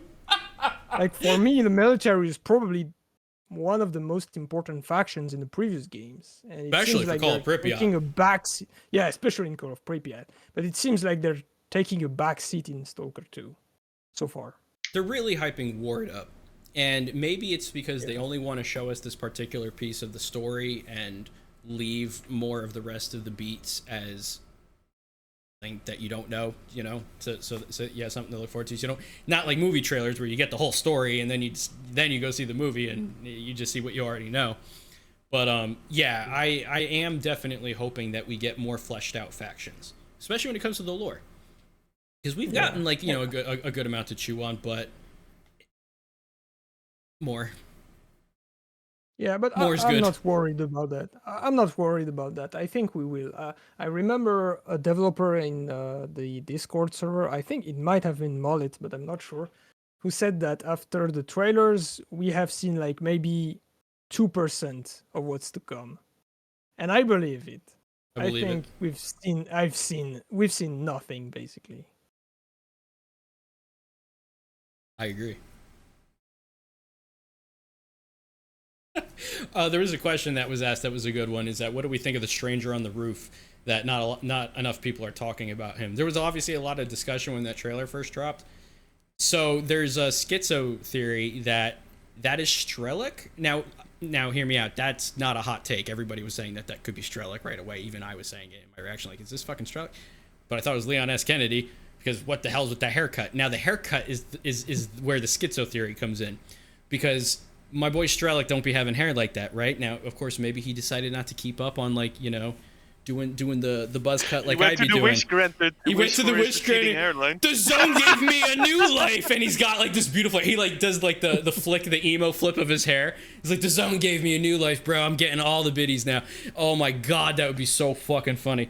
But the schizo theory is that scene, as you see it, is not going to happen in the final game. It will happen, but he won't look the same. That was like some glorious diversion by GSC, and that he'll be presented without the hair in the final version. I'm going to tell you right now, I don't believe that. I'm pretty sure what they showed us is what we're going to get. And either S.T.A.L.K.E.R. wished for new hair or it's somebody else. I can't tell you with 100% certainty yet, but... It's like a game sponsor for shampoo. Imagine the product's placement with the shampoo item in the game. Anomalous. I mean, expect a deep dive lore video about how L'Oreal shampoo is actually a granted wish from the zone, and that there's this giant conspiracy behind it now that they can't reveal how the formula was obtained. Skiff actually needs to go in the zone in Stalker 2 to rescue the L'Oreal formula so that they can make more of it. You know, I once made a video about bread, so why not? I mean, that's kind of a crazy idea, but yeah, the video about bread was a little bit. The Unhinged? video about bread was. Yeah, Yeah, I've seen kind of it. unhinged. Yeah, so that's why I actually removed it. But maybe Bring it back. with the Bring it back. shampoo- We love. Why'd you take it away? Bring it back. We need shampoo lore, dude. We need Well, shampoo and I bread took lore. it away because many people took it not the way I expected. They didn't So- accept your words of wisdom? I'm not sure, but I guess just thought it was bread better is to allow it. such a hot topic. But it Yeah, should be because it's it's used too in the oven. controversial. It's too Like your controversial. content is the like top. your content is like still pretty like on point and straight with facts, and then you go like bread, and it's like a fucking meme. Bro, this, It's like, the what the fuck? Silent Hill fan community was like, let's go! Finally, some good bread content. Fuck yeah. Actually, I could potentially make a remake of this video because I found out after making the video, I found out another, let's say, secret about the bread in Stalker. So Oh, if you don't I drop don't us know. that secret as a preview right now, we gotta. Please tell us. We need to know this bread lore. I mean, do you know? Okay, I'm gonna say it. Do you know the school in Call of Pripyat in Pripyat? The kindergarten. Like the same? No, the school where the skiff teaser took place. Yes. You know that school. Did you ever Mhm. like do some parkour and get to the roof of this school? Because you can like use some like parkour tactics and jump around and actually get to the roof. And Okay. for some reason, there Let's is a go. piece of bread on that roof. And I No. have no idea why. Maybe it was supposed to be like in the restaurant Yeah, there's room like that a small is- restaurant section. Yeah, it is on the roof of that restaurant. So I'm guessing it was supposed to be in there, but for some reason the item clipped on the roof. But Make I a don't lore know, video just about finding it. that, I was Dude, like, that's so good. what the fuck is this? That's Yeah. got to be an Easter egg for making it up there. That's your reward. Just So chewing I on some actually bread. have footage. I actually recorded footage of the discovery. The OG misery bread. Let's go.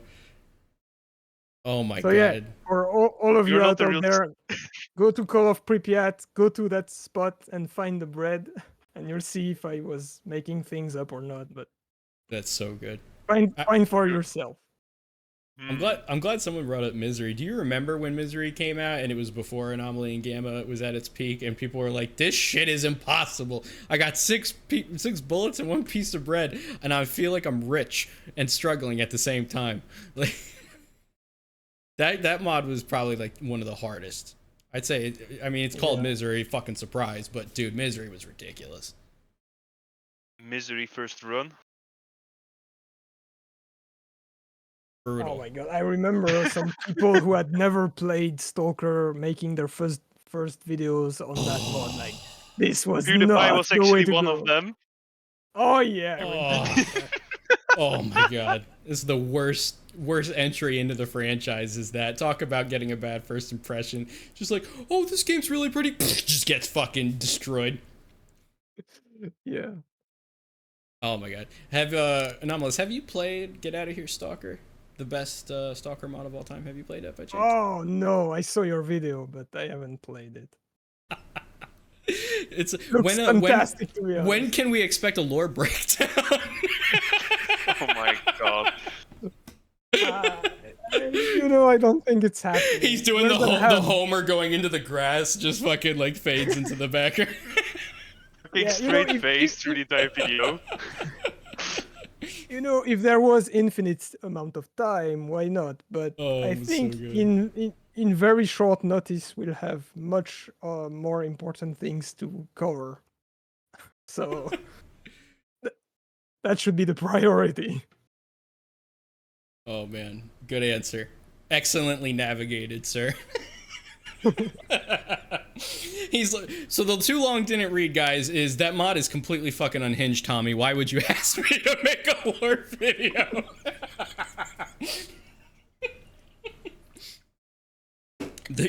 I don't even know if you can. There's no continuity or congruity with it. I mean, you can make things up, but I don't know. Does this mod have PDA entries with like encyclopedia stuff? Bro, it's Maybe, got the whole Windows 3.1 suite. It's got everything you could ever ask for. We need this to happen, dude. Yo, for real. Well, maybe on April Fool's Day. Yeah, don't spoil it yet. No, I don't know. We will see. But I usually try to make a special video on April Fool's. Oh, I love it. Now I know to mark my calendar. Stalker Brad 2, 3. maybe? Stalker 3 Who trailer. knows? Oh, brought 2 crossover. We need Brad 2. Yeah, I mean, Dude. actually, the first idea for the bread video was to be released on April Fool's, 1st. But after I researched the thing, I actually discovered that it was a more serious topic than I anticipated. You guys remember when we got teased with the bread wish granter? Yes. Oh yeah, the Those are breadolit. The breadolith. Remember the breadolit memes? Dude, breadolith was so good. I miss when GSE would tease us with that. Like, you know, they don't have to show us the game, but like, I like the memes, man. They should definitely bring more of that back. That was good stuff. Well, shit. All right. Well, we just crossed the 2-hour mark, so I guess you guys have the floor if there's anything that you want to bring up, or we could take another question or two before we wrap up. Yeah, I just wanted to say, if I had been able to go to Gamescom and try out the game, the first thing I would have done was open the inventory and take a look at everything there. And second thing, open the PDA and take a look at everything that was there. I think this is the main thing I'm looking out for from this demo. I hope we get to see the full inventory and the full PDA, because the full PDA means the full map of the zone as well, probably. And if we get those, that's gonna be already so much. Like, without even getting into gameplay, these things there's gonna be so much to talk about.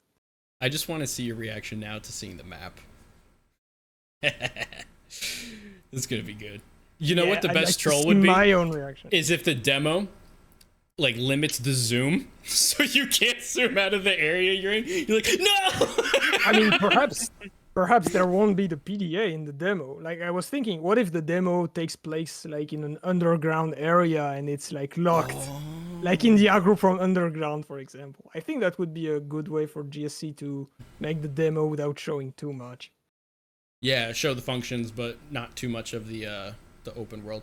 Because yeah, I mean, it's a big world. You would have to do something to keep the player in a confined space, whether it's an artificial wall or otherwise. But yeah, we'd have to see. Yeah, so I'm thinking underground area, and since maybe they don't want to show too much, maybe they can put it in the Agroprom underground so that it's an area we already know. That's what I was thinking of that as well, actually. Like, wild guess, the demo is going to be Agroprom underground. Extremely wild guess. Now I'm excited to see if this comes to fruition. If it's right, I'm just gonna message you immediately and be like, "Oh, you got it! There it is, dude." Heck yeah! What you think, Kev? You got anything?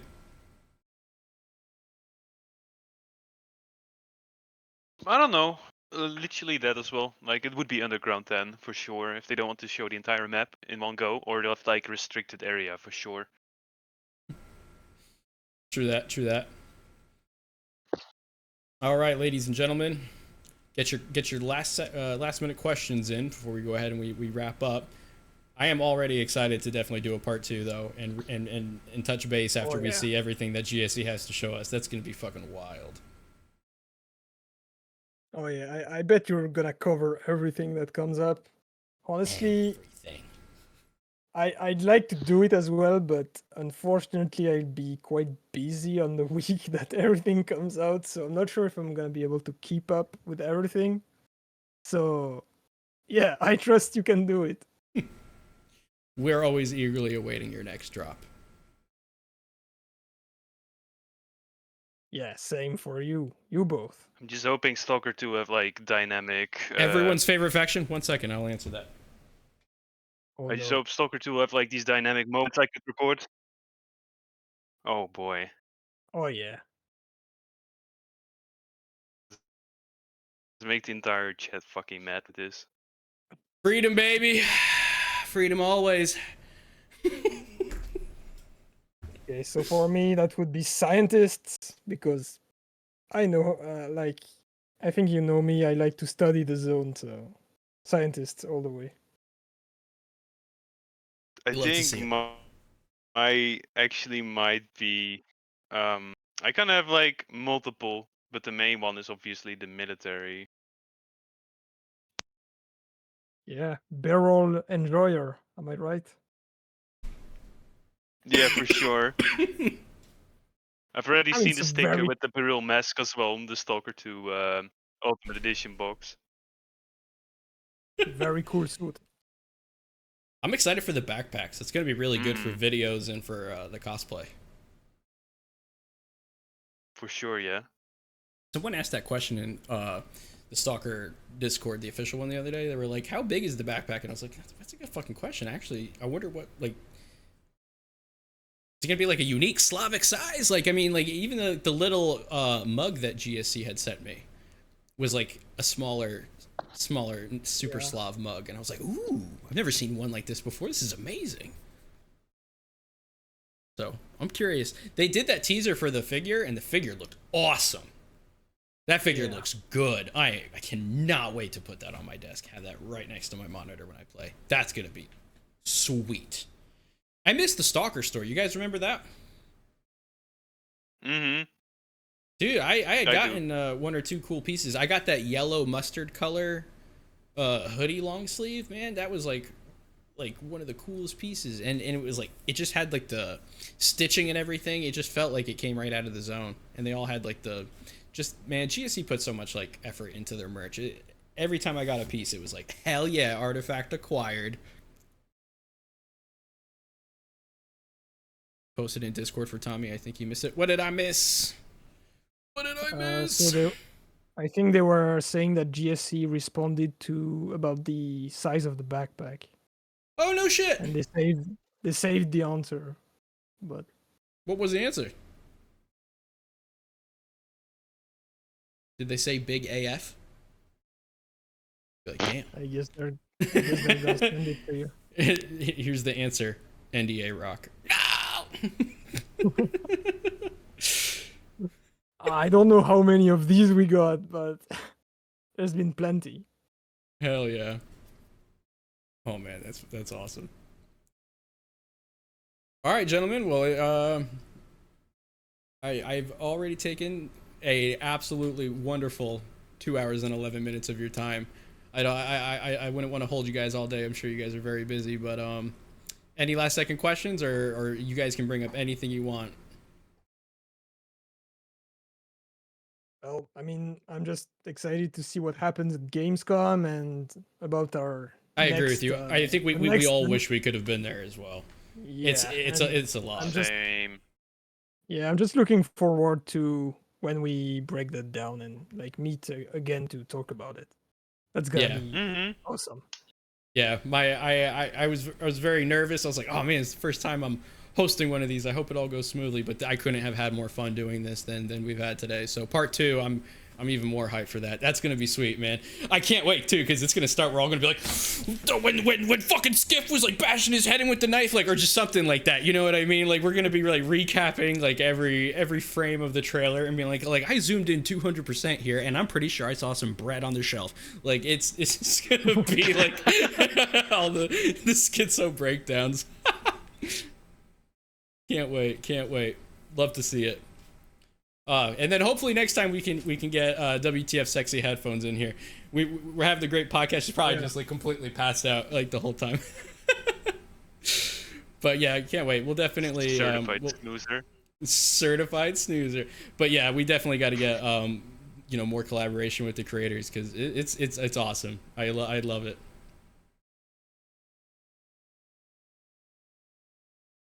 All right, dudes. All right, I guess we'll go ahead and we'll wrap it there.